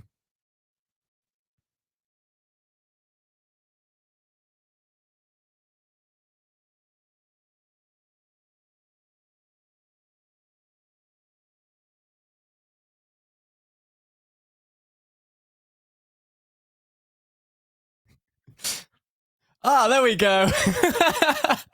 Hello and welcome back to ESA Cup. So today's matchups, we've had the following: Evo 5 versus Flawless. Evo 5 lost 0-7. We're going to see E-Wave Esports versus Aspire. E-Wave going to win 7-3. We just seen that on Chalet. Loved a lot E-Wave so much. I love their synergy. I love their teamwork. I love what they brought to the table. But now it's Window Keys versus Empire Gaming. Okay, so first things first, we're going to take a look at the map bans because I want to see what is on the board. Okay. It's Chalet again. Okay, it's all good. So the first map ban, again, Skyscraper as usual. Bank, Border, Clubhouse being a surprising fourth ban, Consulate, Oregon, Cafe, and Night Haven as well being banned. But Chalet, okay. We'll go into Chalet once again. I feel like it's more or less one of those maps, again, where we have a similar thing happening across the board. So maybe it would be easier for Window Keys or Empire to play. We're going to have a look and see what the most win percentage is for each map on the player cards. See exactly. Clubhouse, one of the best maps here for E-Wave. Oh, well, okay. They did, of course, win on Chalet as well. So, it was good for them. Window Keys. All British players. Okay. Oh, okay. Nerd Sync. Love the Sync boys. Okay. Vod, Tatters, Konsky, Pizza Parker, 18, Dob TM, The Eternal, and of course, Quick Peek, Peter, and Nerd. Cafe's their best map. Clubhouse is their worst. That makes sense to why Clubhouse may have been banned earlier on. I think Clubhouse is quite an old map now, so most teams do realize that there is literally a few ways to play it as well. 50% total win rate across the boards. So Window Keys, we'll see what it goes with. We're going to swap again over to Empire Gaming's card as well. See exactly what they've got. Okay. Fuse Ghost, Hide, Scripts, Perfect, Moitzer, Sanit, Raffle, and Zeven, Fixie. I can't do these names, guys. They're just okay. Oregon is their best map. Chalet is their worst. Wow, that's actually interesting. Why are we on Chalet? That's very interesting. 25 total win rate. Empire Gaming. We'll see how this goes. We're actually now going to move our way over to the scoreboard to see exactly where everyone is and just give you guys a little bit of a reminder across the board.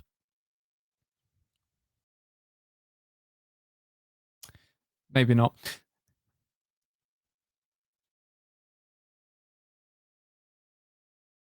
Okay, so we're going to head our way over to the standings.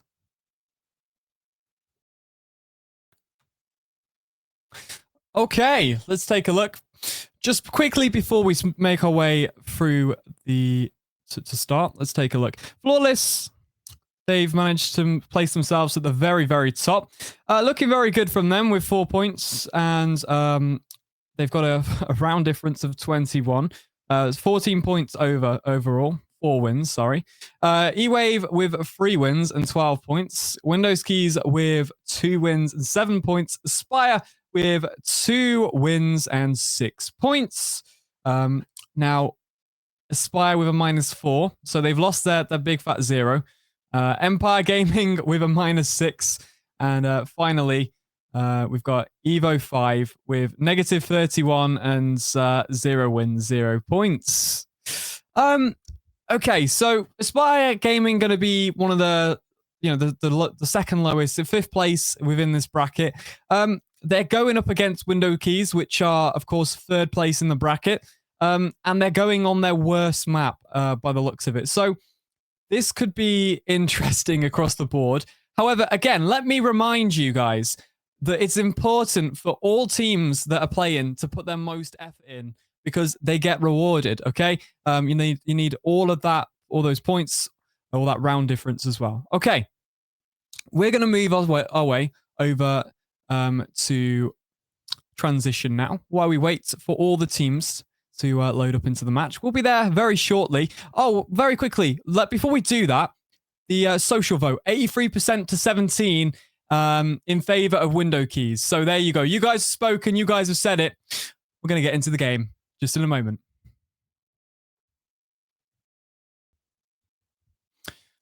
Okay. Banning has commenced. Here we go. Chalet, take 2. I love a bit of Chalet. Look at that. Okay, ban number 1. Where are we going? Flores. Interesting to see. I'm not too sure if teams do opt to utilize that Flores too much now. It's not always utilized. I do see it quite a bit, but it's not a go-to. There are other bans that can impact it. I think Flores won't be utilized as much, wouldn't have been utilized as much, but we're going to see it anyway. The Monty as well going to come in. Monty, again, situational. I feel like some teams will run it and they'll get a round out of it. That's very impactful off the course because you might go into a role swap, 3-3 or a 4-2. That might be important. So, like we've seen with Blitz plays earlier, we managed to push players off. That shield could have been utilized. Solace. Okay, again, it's a default ban by the looks of it nowadays. Like Pro League, ESA, we see all the time that Solace is on a ban. If it is played on the board, you're lucky. Again, those cams, those drones, going to be a lot safer now. Fenrir. Haven't seen it at all today, Fenrir being utilized. Maybe one time, not too sure, can't recall. But they can be quite annoying when you do push certain areas, and it can really force that attack to become blind, and it can be more beneficial for a swing from the defender. Of course, it doesn't last too long, but if you manage to run into it too many times, it can be an issue. So what does that mean? Well, we have literally all electricals on the board. We have pretty much all drone denial on the board apart from Solace. And of course, we do have all of the hard breaches on the board. We've got the Ace and, of course, the Thermite. They're going to be 2 of the most utilized ones. Ace on the board here. Finka, Lion, Yana, Ash. Azami has been unbanned. Azami's back. Let's go. We see Azami in this game. Previously, it was banned, though. We load in. Jaeger, Mirror Frost, Wamai, and Azami have been locked in on this defense. We may see a few changes on the attack. However, we are going into bar first. Now, a pretty standard play, I'd say. We're going to go upstairs, probably put that shield down again with a frost, have a few frost traps placed around, maybe hyperextend ourselves past piano.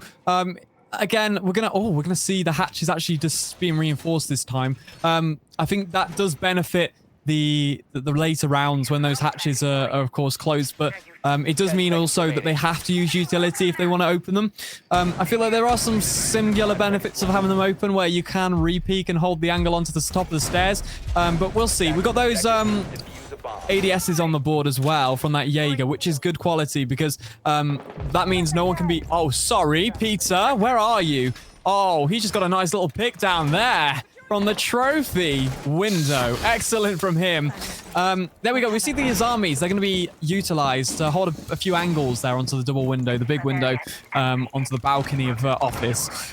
It will be, of course, a few shots there. The mirror is going to be facing the other way instead of being in that box, which is a lot better as well. That means you can shoot onto the read-in. I feel like... last game, the strat wasn't too good with that mirror upstairs, that placement. And the Nook is going to be pushing himself all the way through Solarium. There's a pick straight onto Morts. There's a 4v4 situation now as Jaeger will go down. Barrier formed. Cuba deployed. Yeah, that Finker going to be a good position. Azami just got to be careful now that it doesn't get pushed. Because them drones are throwing them out. And of course, we've got that mirror open, but we have a lot of lines of sight that need to be covered. That double window going to be opened as well. And he has, of course, the Azami has those concrete barricades on that stairs for cover. There we go. One my disc are going to be removed, followed in by a flash. Of course, that repel. Oh my god, it's an aid. It's flying in from Morts. Finker getting 2-piece now. 3v4. The window's going to be smashed. He might get a pick from below, actually. Not too sure if he will. He may have just heard it, but there's going to be the swing there from the frost. There is a frost mat there as well below. And the double window is going to cause a bit of pressure to try and box that frost in. Hopefully, downstairs, Mirror can get this jump in. And if not, the frost mat will be the finishing decider. 1 minute on the clock, and we need to get ourselves moving because this attack is going to run out of timeouts. The shield still not been dealt with. There's a pick. Oh, Finker just going to get himself away. And there we go. Frost going to be taken down as the jump in. Frost just preoccupied with that window. Isn't going to see it happen. And now Mirror in a 1v4 on the bottom of bars stuck.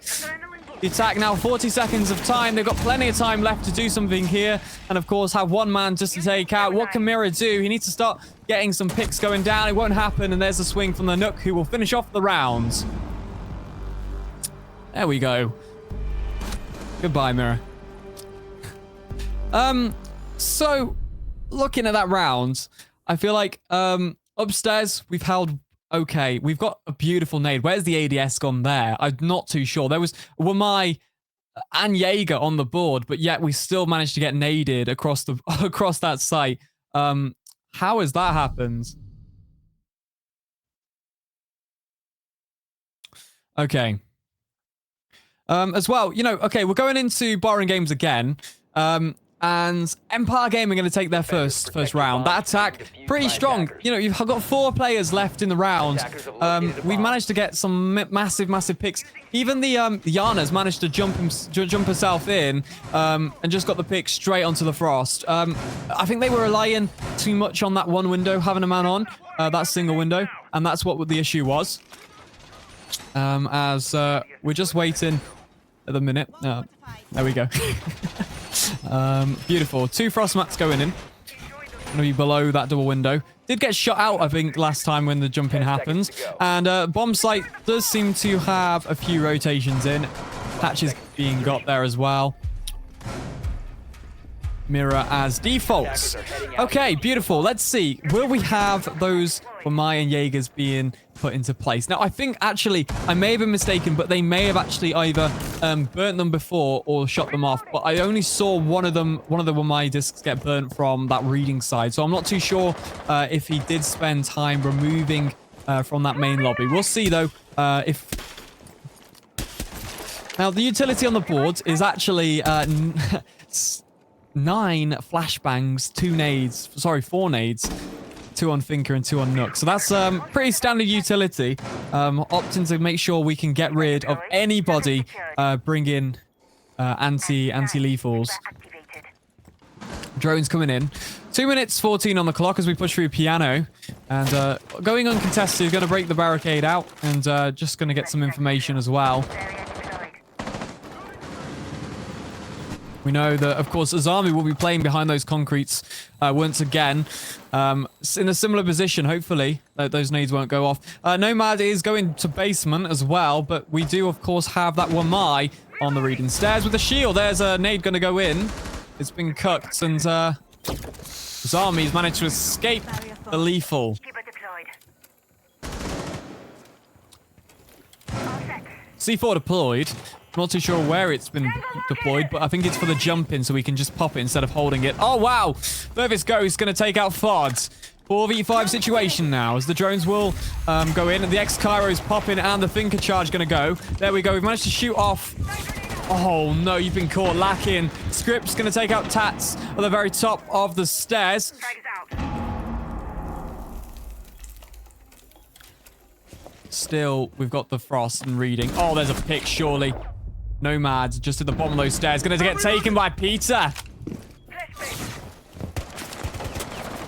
3 angles are on this Frost. There's no way Frost can get out because that hatch is not open. Frost is stuck up here. He's got to play for his life. And he will only take 1 jump in or a nade to be pushed. Oh, wow, the ADS in a good position. There's a pick. It's a 3v3. What can they do? There's no way in. Maybe not. Those Frost mats are in a bad position. Oh, he's decided to jump in. Pizza. Going to be taking the kill onto Rix. And there it is. Mort's. And a 1v3. 24 seconds. He's got to get 3 picks. He's got to start off with the Frost, who's all the way at the back of reading. He's going to get swung by the Frost. Not going to happen. Slowly going to push in. Should get the pick here. Not going to happen. Frost's going to finish off the round. Pizza. How do you have your pizza?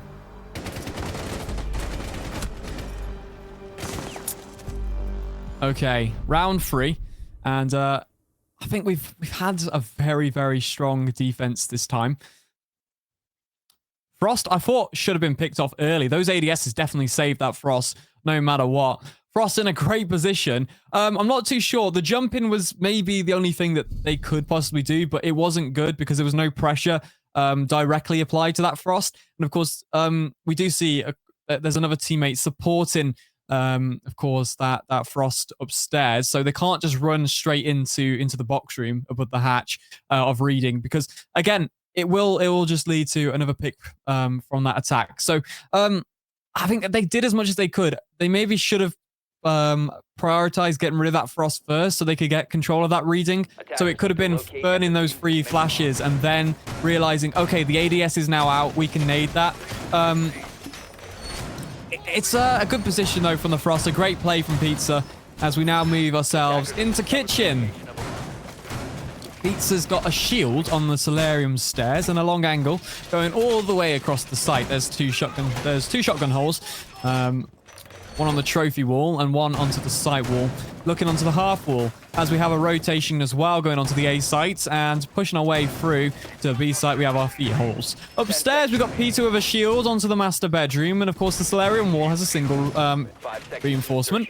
And the 2 default walls of office will, of course, have them as well. Maybe a shotgun hole going across. Library has, of course, the shotgun hole onto the furnaces as well. Okay. Goyo is on the board. That does mean we have a little bit more to play with. Those Goyos should be popping and should be buying some time. That Legion should be quite annoying as well. We don't have an IQ on the board, so we can, of course, see them now, as we've already been popped by one. But if they're under windows and stuff, it's going to be quite annoying. So, hatch is open as well, actually. I feel like Finker is in a decent position here to start making a move. Not too sure if anyone's around him. I think it's just that staircase that is the impact area. The drone will come in. We're going to start to drone out. Someone is playing in that box room now here on the library. It will be taken out. They haven't droned it thoroughly, so he's going to push himself off. It's essentially shoot the drone, push off. Shoot the drone, push off, change direction. There are, of course, 3 other teammates around there. There we go. Oh, straight away. Beautiful play from the sledge. Downstairs, going to find the pick. I think Legion's tried to rotate all the way off and has been caught in the basement area. So that's unlucky.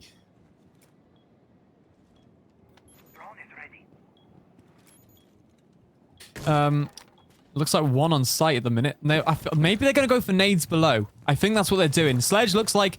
Has he got nades? He's got 2. So he's got a chance here. He might go for nades. Pizza is on a soft floor as well and is utilizing that echo drone. If they can find out exactly where, he might go for a nade. Maybe not. They're going to open up the ace, and that means Pizza does now have to move. The echo drone is going to be concussing Finker, but Finker's like, no, let me press my surge. And there we go. We're now a 5v4 situation with 1 minute and 13 to go. They've still got top floor roamers as well and putting pressure on. Can we get a few picks here? Tats, the Goyo, going to be close on the office half wall and still has those Goyos to pop if he needs them.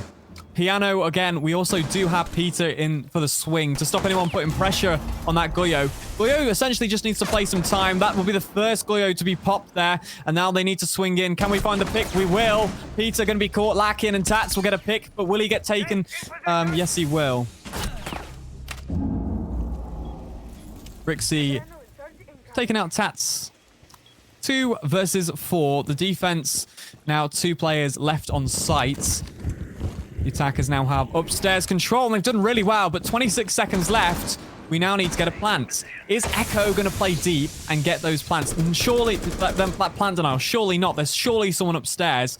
And that means we got the pick. That means the upstairs player's gone. He can get on his drones and he can deny it. Is he in a position to do it? Yes, he is. Brilliant. 9 seconds left on the clock. Can he deny the plant once more? He will be shot. The plant can now go down. Can he get the finishing shot? No, he can't.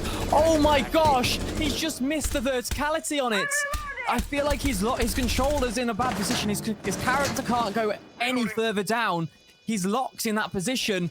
It's happened. It happens before, but he can't move. He can't get the shot, and the floorboards are too close together. He's not the right orientation to get the verticality, and now it leaves Pizza in a 1v3. It's unlucky because the Echo drone does get shot, but I feel like the attack's done well there to deny it. It's now a 1v2. 18 seconds left and counting. 16, 14, and we still got to get that pick. It's not going to happen. He's got to have started defusing already, and it's not going to be happening. Excellent round though from the defense trying to pull it back, but it's just not going to happen as the attack are really switched on.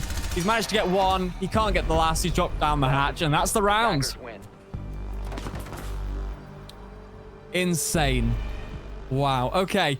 I honestly thought the defense may be able to pull that off. The fact that that attacker managed to finish that Echo drone off before, and then we've missed 2 factors. There's 2 chances to deny that plant and stop it from happening, and you've still got you've turned a situation from a 4v2 into a 3v2 upstairs by both going upstairs, both pushing. The Echo's now in a safe position. The smoke's rotated off. Unfortunately, the smoke's been taken down. But, you know, we've managed to get verticality. That's two situations where we could have denied that plant. I feel like it's unlucky as well. We know that the smoke control is in a locked position. Couldn't really peek any differently onto that play. It was very hard to see. We're going to the very bottom bomb now, basement, and we're going to be opting to bring something quite similar to before. In fact, pretty much the same, apart from the Echo being removed instead. Warden's coming back out. Ace is going to be potentially on the board. Finker's looking like it's being stuck. Maverick is the option. Nook and Thermite. So bring in all 3 hard breaches to make sure we secure this bomb site. What's the expansion looking like upstairs? Do we look like we are playing in Trophy? Let's see. Is there anything upstairs? No. 5 seconds remaining. Okay, we've got Peter. All the default rules have been reinforced. There's no expansion off a boiler. The window is prepped here, though. Who's gonna run into this area? Maybe someone, maybe not. We'll see. It's a default entry to be honest. Yeah, we've got a lot of rotation holes. We do have that hatch that we can push off if we need to pop it. We've got the stairs we can push up. That means the attack has to start upstairs. They've got essentially a minute and a half to get rid of these players if they really want some on site. Maybe they can expend a bit longer. They've already got wall, of course. There's nothing to deny that wall. They've made sure to opt off of that. They can, of course, put some pressure above now as well. Let's see. Drone's coming in. Reading's the first line of sight for the Maverick, I believe. Drone's going to drop down the hatch. I think he doesn't even have Claymores set up, so he might have misdroned that as well. So he might think that's safe. Surely not. So surely someone's going to redrone that. Goyo's been popped as well. Oh no, there it is. Smoke going to be taken down by the Nook. Pizza.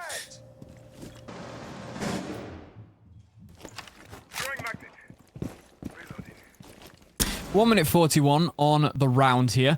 And it's looking a little bit slower on this attack. I feel like they've all dropped off now. They've all pushed back. Goyo's dropped down as well. And now we've got a little bit of work to do. The next floor, the middle floor.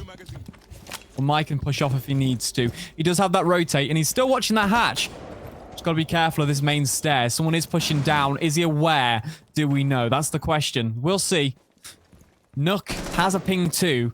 He knows someone is in bar. Someone's on that blue stairs at the top of it. Just making sure if he does rotate off.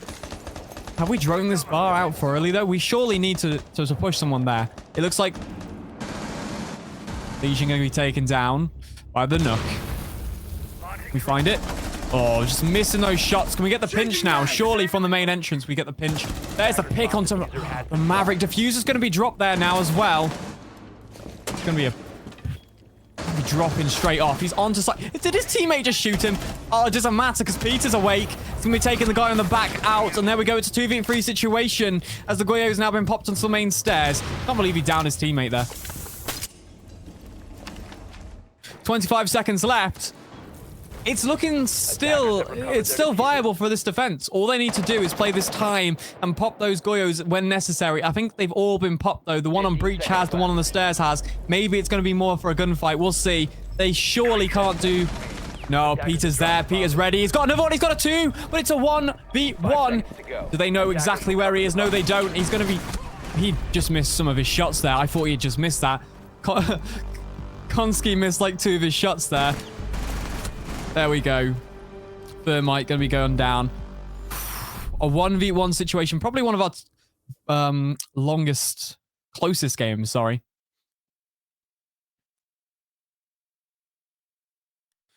It is a tactical timeout. We'll see what's going to happen here. They're going to be looking for a 2v2. It's a 2 game at the minute.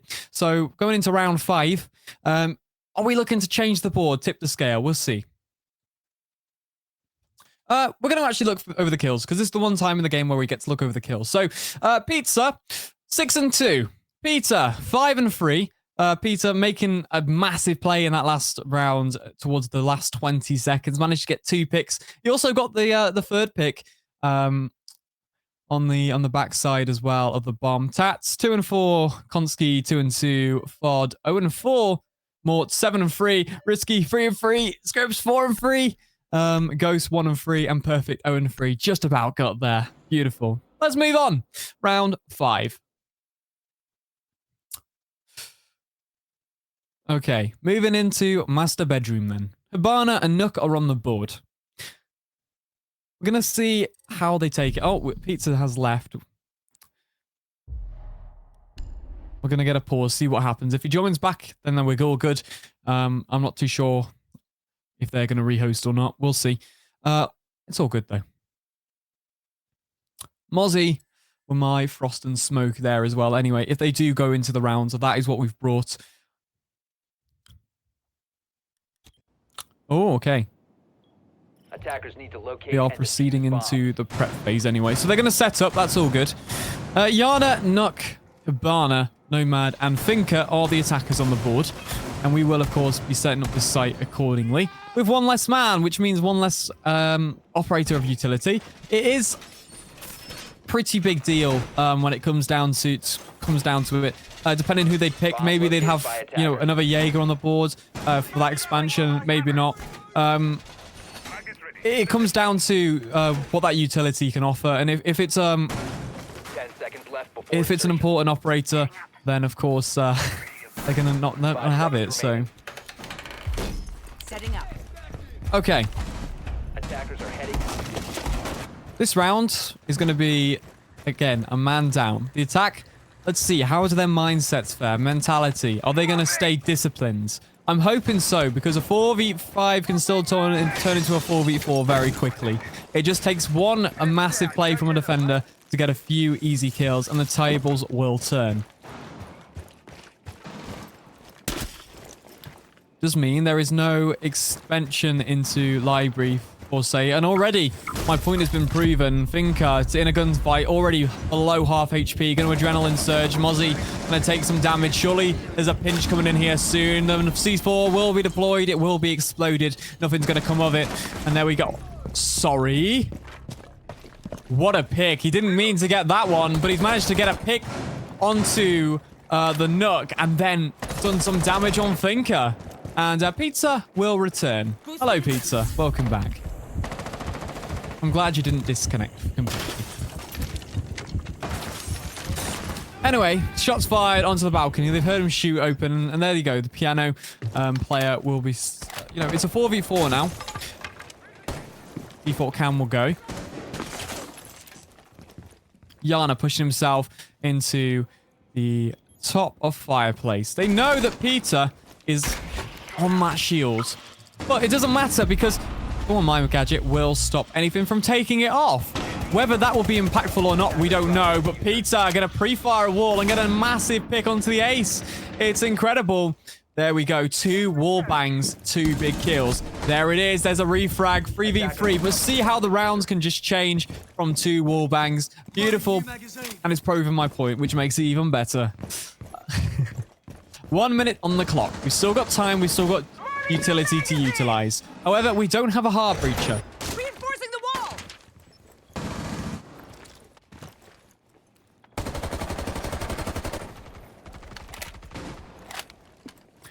Pings are on. The windows will be the key point of entry. Let's see. Can we get a nade? No, we can't. It will open up the barricade. It's going to get stuck on the frame. Toxic Babe deployed.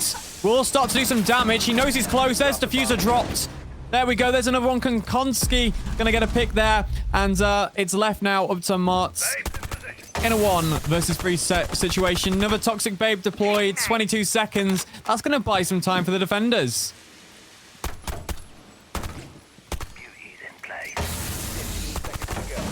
The final Toxic Babe deployed. There's no way that clears up. He's going to get a down for the Toxic Babe, but he's got to jump round the smoke or go through it. He's going to die to the Toxic Babe. There we go. He's dead.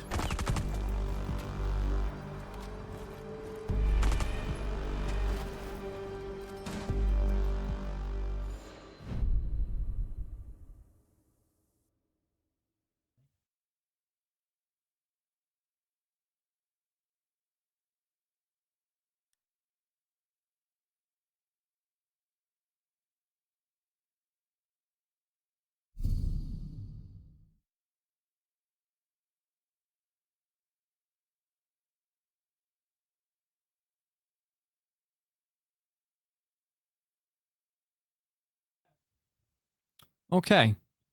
Moving into round 6 then. Sophia, Finker, Glaz, Nook, and Buck on the board. Might be swapping that Glaz around. Mira, Mozzie, Wamai, Azami, and Frost as well coming into play. Okay, so that defense going to be stuck tight. Azami on the board. Going for bar and... going for bar, so... Attackers have discovered the location. Let's see.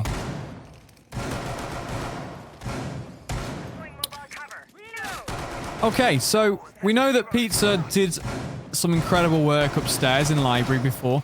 So hopefully they've got a bit of a counter now for this on this attack. Maybe we've got a way of removing Pizza because we know he's going to be there again.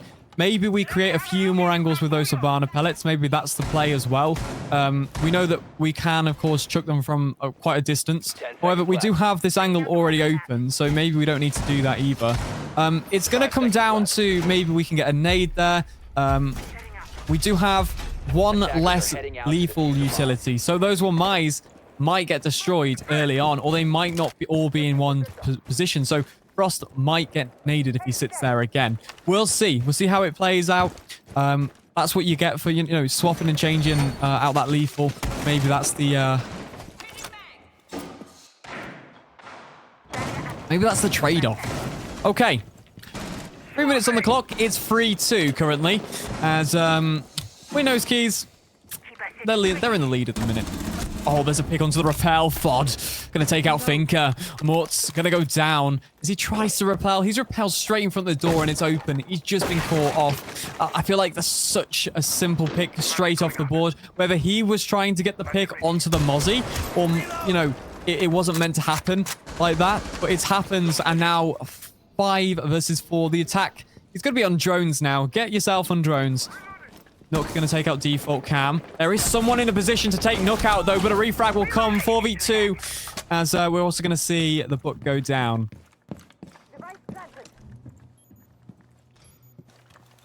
In favor of the defense right now.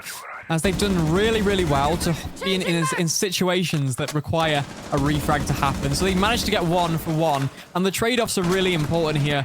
You know, Frost is still upstairs in that library as well. Ghost going to get the pick onto Konski. There's the mirror gone. Still 3 players on the board, though, for this defense. 2 upstairs. One's going to drop off now. One's still in play. They don't know that Frost has dropped off. I'm not too sure. Maybe they've heard the drop. Maybe it's on a cam. We'll see.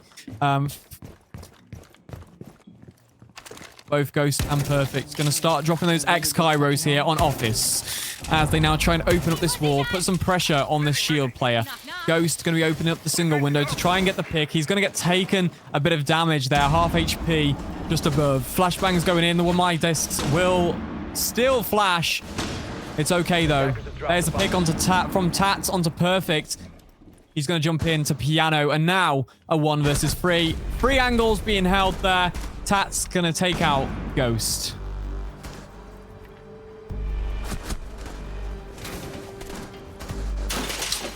Round 7. Wow, that last round, we've managed to get a little control, but it's not really gone down well. First of all, we've not realized that there's a Mozzie in that kitchen area.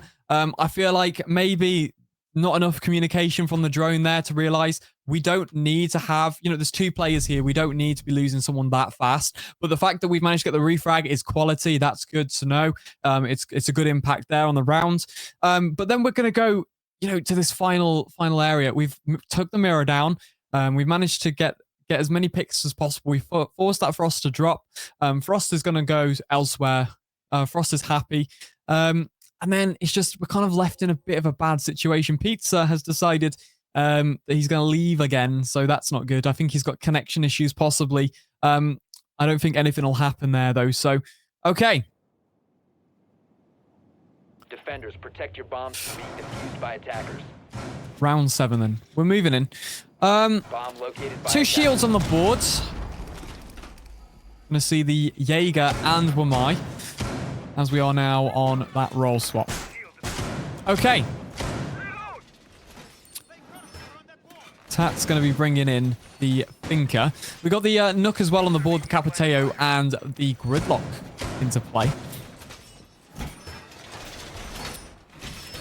Going to see that the entirety of that office wall is actually reinforced. So a little bit different to the last few strategies that we have seen. Going to be utilizing them elsewhere, those reinforcements. 1 on the top of fireplace, 2 on the top of fireplace, and not too many into sight. 1 there on the single wall. Hatches will be left unreinforced for now. I believe that will be for the rest. They can push off their players if they're sat in there. And the Frost will be on the windows as well to get anyone who does decide to jump in. Oh, he might be able to get a pick if he puts another one down. No, he doesn't. He's just about to put all of them down. Again, 4v5. Anything can happen. The attack just needs to get a few picks onto this defense nice and early. It's more viable as well from the attack to do that.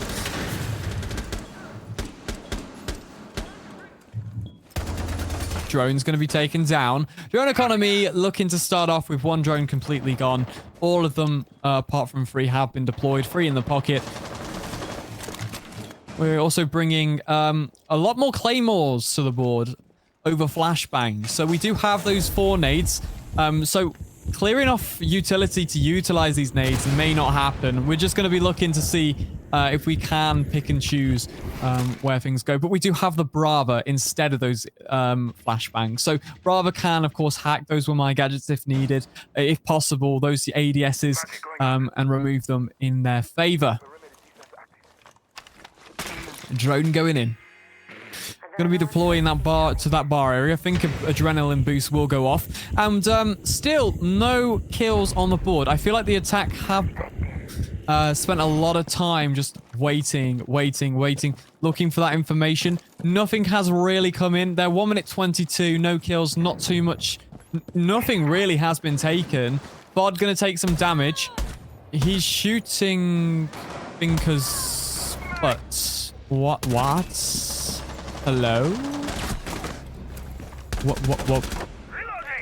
What?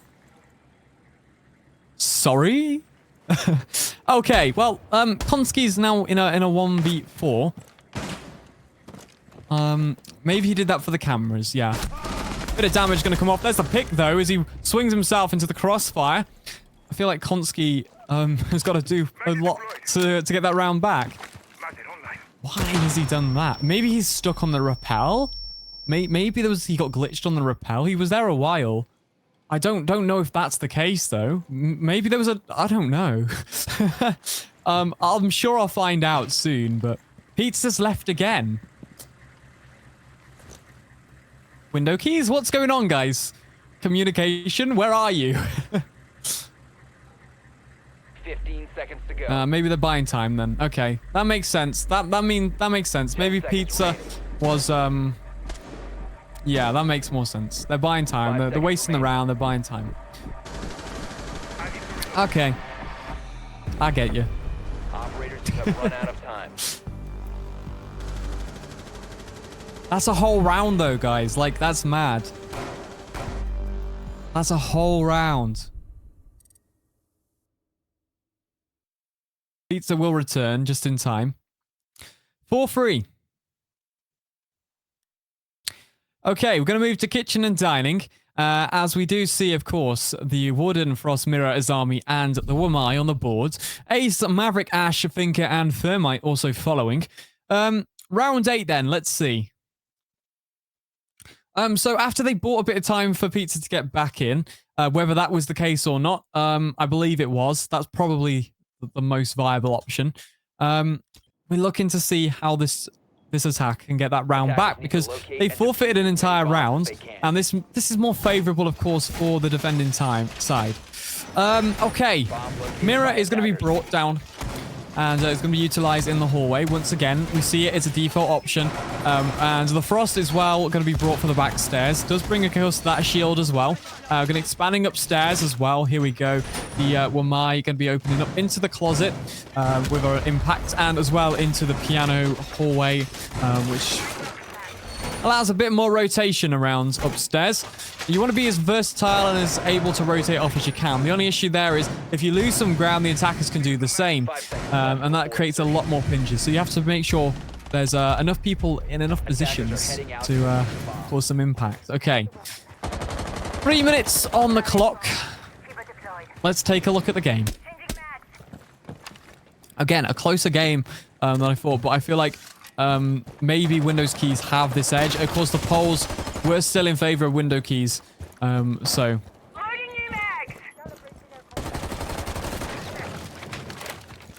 there are pings going off. They know that he was around here, but it's safe for him to go in now. He's going to pursue that player, but I think he's gone straight back to site. So maybe he's looking for an early pick here, or he'll just chill in bar. But he's got to be careful of those feet holes, so they ain't being held. Gridlock's going to be deployed, and the default cam will go. And we're starting to see that Azami getting pressured. Perfect. We'll get the pick onto Fod, though. And the drone is just spotting that Azami. I don't think much... Oh, the nade. Hello. Where's this come from? He's just about missed as well. Exothermic charge. Ah, through the bottom of the breach. I see. Exothermic charge will be placed. I think he got destroyed. No, it's been opened. I thought the nade destroyed it. It's okay. Wall's been opened. Azami will be there. The Osa shield down, but Osa's going to get taken straight off. Rixie just going to peek him and take him down. Osa just standing literally at the top of the shield. Carefree. The concrete's in a great position here to just cover those lines of sight from the breach onto that position that holds onto the piano. Tat's going to take a pick onto Ghost. There's the first defender to fall. And there we go. The Finker adrenaline boost will take into effect. 1 minute 12. It's still viable for the attack to win. They just need to pull themselves together a little bit more.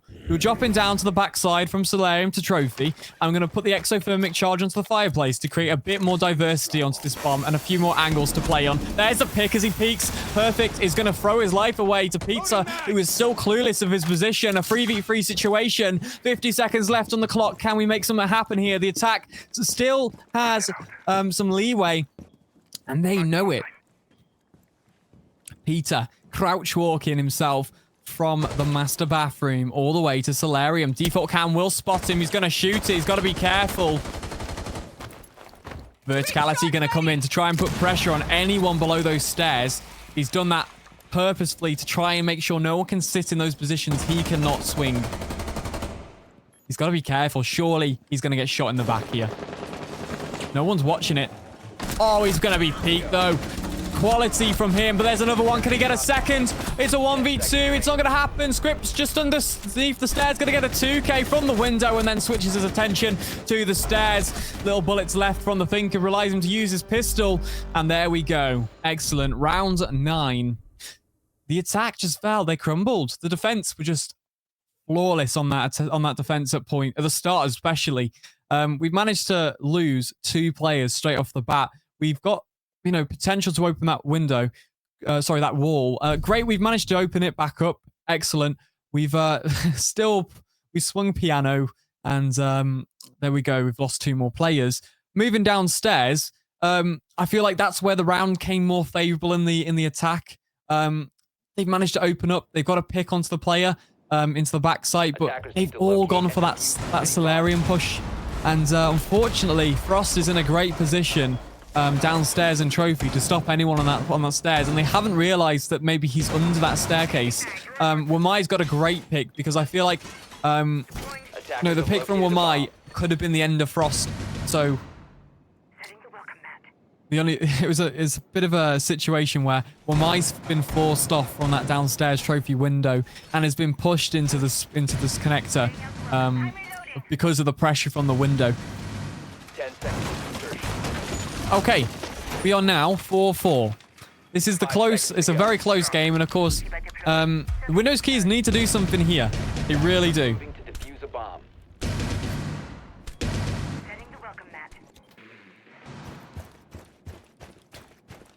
3 minutes on the clock, and Oryx is going to use his dash to open up a bit of the wall.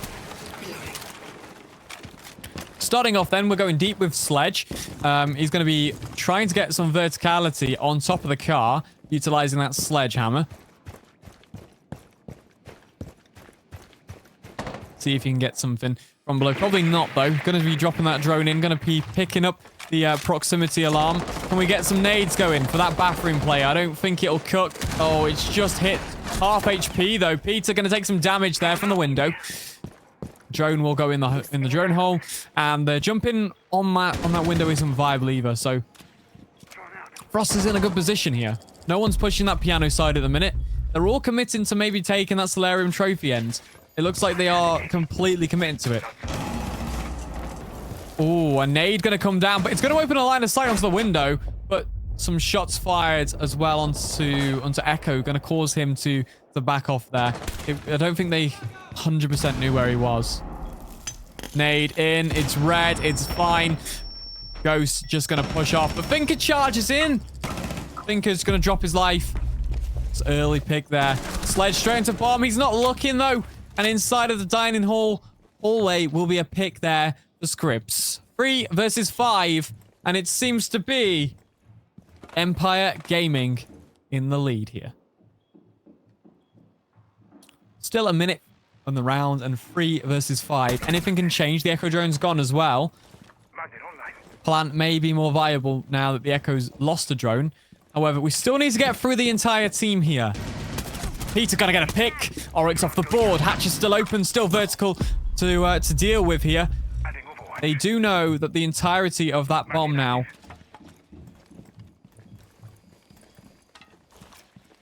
They've got to do something here. They've got to get up there.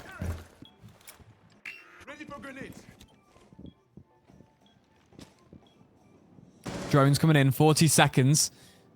Zami is kind of off site here as well. Zami's by bar.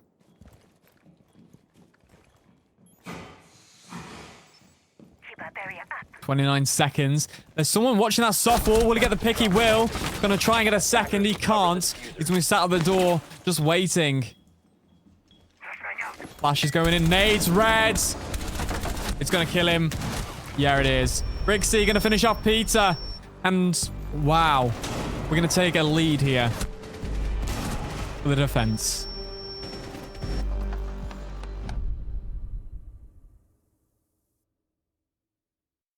Round 10 then. That's insane. Chalet. Okay. Chalet, it's a great map, but I feel like it's changing now. It's changing in the favor now of Empire Gaming.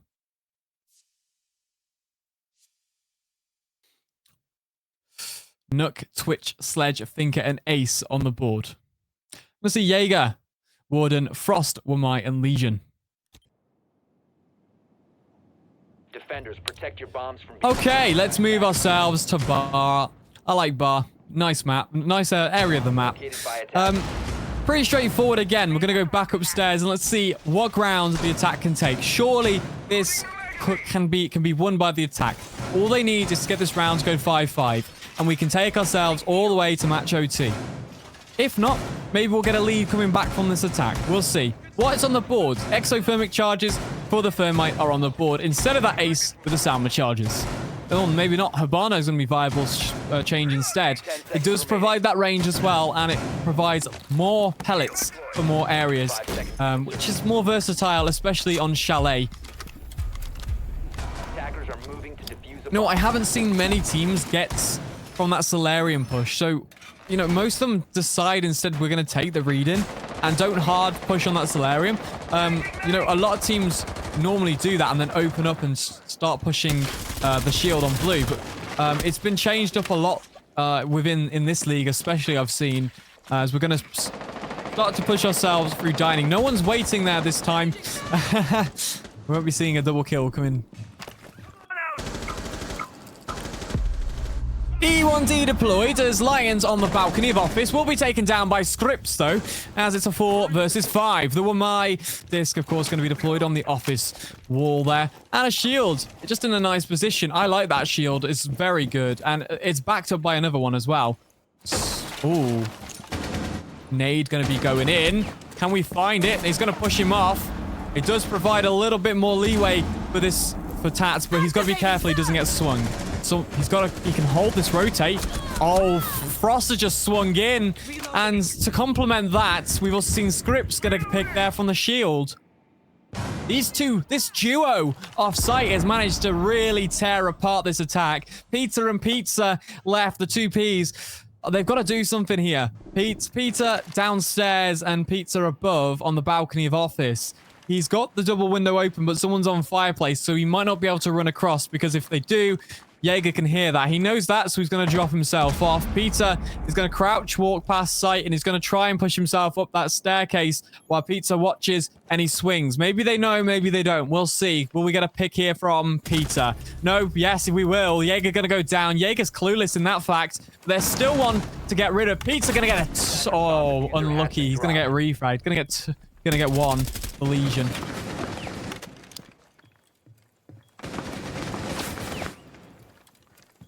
$50 seconds left. Things can still be done here. Peter gonna get the fuser. No one's watching the long angle, but he's gonna be shot in the back. Them feet holes are great because they can just shoot from so far away. He's worried about these hatches, but we can see that that's not an option. They've heard the plant. They're not too sure. Oh, he's been seen. Can they get the pick? If not, from behind. There it is. Attackers dropped the diffuser. Yeah, just from the main stairs there. Warden just got a long angle. Oh, he just about sees his head. Beautiful. Wow. Okay, getting interesting now. Match points. Everything rides on this point here now. If window keys, then they need to win the next 2 rounds now in a row to even contest the victory here. This is a point where mentally they might start thinking, okay, well, we've lost. We can't win 2 rounds. If they change their mindset, they change the way that they push. Maybe we've seen it in the first half of the game. They were dominant. What's happened? I feel like a few aspects. Scripts has happened in many aspects. Scripts has been dominant, like a dominant player. The fact that he's managed to get a great position in master bedroom, just destroying those 2 attackers straight off the board. You just can't be allowed to do that. He's managed to swing a door, get a pick, swing another door, get another pick, and he's supported by his teammate. We've got a 2v, We've got 2v4, 2v3. Okay. 10 seconds to go. 5 seconds left of the round then. 5 Okay. seconds left before insertion. Attackers are Action heading phase. We're going to start off then. This is one of the most crucial points in the game now. I can't sweat it enough. It's so important now for window keys. We have opted to bring the ESA. 2 shields can be brought, and we've of course got the gridlock on the board as well. Let's see. Drone's going into the reading to start off with. Library as well.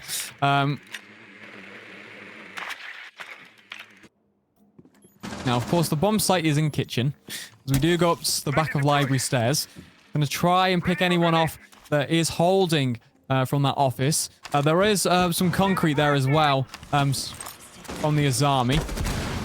But Midas will be burnt. And there we go. Ash will open up the run-in.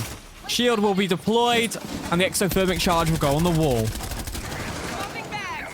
There it is. Wall is opened. 2 shields have been ready. There we go. Both walls are open. That's a nice quick start to the round. I like it. It's efficient. It's ready. It's good. Going to start to push Peter himself all the way to the bathroom window. They're going to have to put some pressure on this player on the half wall. But also, they need to get through to whoever's on the office. 3 drones deployed there, making sure that they can get something. Warden going to take some damage. The run in there is viable. Oh my gosh, no way. The drones have missed the fact that someone is on that bathroom wall. There's a pick. Nice. It's a good refrag. But Connie going to go and get a pick. But Perfect going to get fought down. 3v3 situation. You know, I feel like, Peter, you should be, you know, in a position that you know that someone is there. It's expected as soon as he's been playing there all game. That's one of the main factors. There's a mirror shield, a mirror all the way across the back of that trophy. Gonna pick up the shield and, of course, the diffuser. Site has 1 person, but a flank is inevitable. We can see someone downstairs as well. What will he do? Will they know? This could be a massive, massive play. Osa is just gonna walk herself in. You've got to watch the flank. It's gonna happen. Mirror gonna go down. There it is. The flank's in. 2 versus 1. There we go though. A refrag and Konski will finish off the round. The plant will go in. The flank didn't work, and it could have been something special. Beautiful.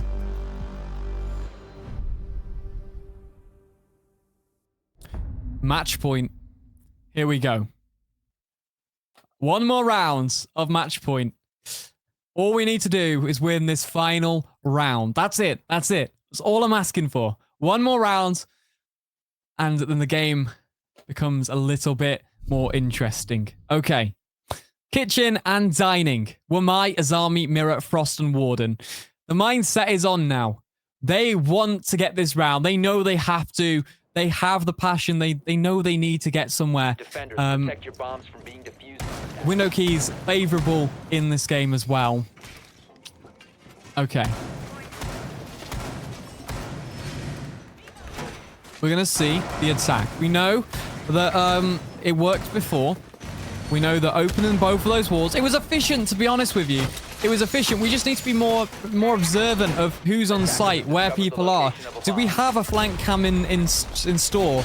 Because if we don't, then will that happen again, and will it cause a massive, massive issue? I understand, you know, from hindsight, you think there's someone still on site, but from from what we're seeing, it hasn't. The information's not there. Attacker's objective is to defuse a bomb.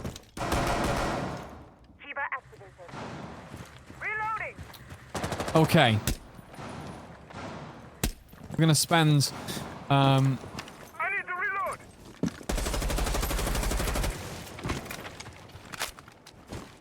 3 minutes on the clock then. Peter gonna go down. Rixie is gonna get the pick onto Peter. Peter going down early again.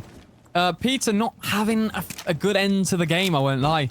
Drone's going in, and we definitely need to bring something back here. The mirror window will be trying to get from below. But Peter's got a long way to go to try and get that. He's got to try and figure out where it is if he wants to do that.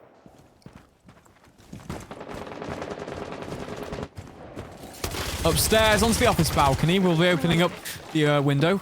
He might be able to jump in. He can. He's going to set up his shield again in a good position. Exothermic charge should be going in as well. No one's off site because of those gridlocks. Gridlocks are in. They're going to be very good for that flank watch. Going to make sure that if anyone wants to, they have to shoot them to flank. All 5 players are behind the bomb sites, making it a little bit more viable. Osa's already set up the shield, and there we go. Can we get a pick? It's not going to happen this time. Perfect. Has made a few perfect shots on Takonski. And there we go, a 2v4 as Tats takes out Rixski. It's a refrag. It's a trade. Oh, wow, it's a trade. Pizza working his way on the balcony. Pizza knows now it's a bit of a dire situation. He's got to be careful. There are still 2 players upstairs. We can use the exothermic charge still to get open fireplace, open from fireplace, and we can still use the Osa shield to watch it. Oh, wow, he's been saved here as he's decided to pop it on the shield. He could have been in wait, though. No way. He hasn't seen him already go back onto site. Oh, wow. Okay, that's unlucky. He's just been taken as He's just sat half off the Osa shield. Can we finish the game here? No, we can't. It's a 1v3 and a refrag comes in. Peter going to lead the game first, and that's it. Insane. Oh, the comeback of the century. Scripps just dominating that. 7-5. Honestly, I wanted it to go to OT, but it's fine.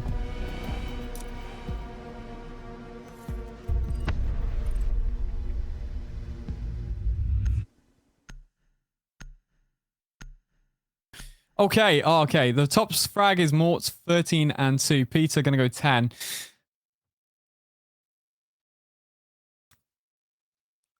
Okay, well, that was interesting game. That really was. You know, going to Chalet, it was deemed to be a little bit of a weaker map for you know, Empire Gaming. I think they've really shown that they can play it. And it worked really well. So what does that mean then? So I think we're just looking, and the scoreboards here, the group 8 matches. So we'll go over and have a look at the standings actually.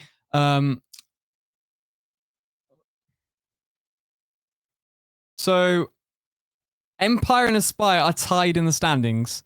So looking at the score of the match, Aspire, they won 7-5, so they qualify, and Empire does not. So that's that for you. So yeah, looking at that, that's pretty interesting. So just to clarify for everyone, Aspire win 7-5, so they qualified, and Empire does not. So, guys, I think that's pretty interesting game though. I thought the fact that it could be pulled all the way back from a negative outlook from Empire Gaming, that they were losing. It was soon to be 4-2. Then, you know, we see that actually the round, we were waiting for Pete to get back in. And then from there, that point, it just completely changed. Everything completely changed. The mindset was probably a lot worse. The mentality of the game was a lot different. You know, so looking at that, I think, guys, it's been an incredible time to look at. Thank you so much for watching today's matches. I've been It's TD, and I've had so much fun just sat here commentating today. Thank you for everyone supporting the channel and all the teams as well. Thank you for everyone chatting. And I've been It's TD, and I'll see you in the next one. Thank you.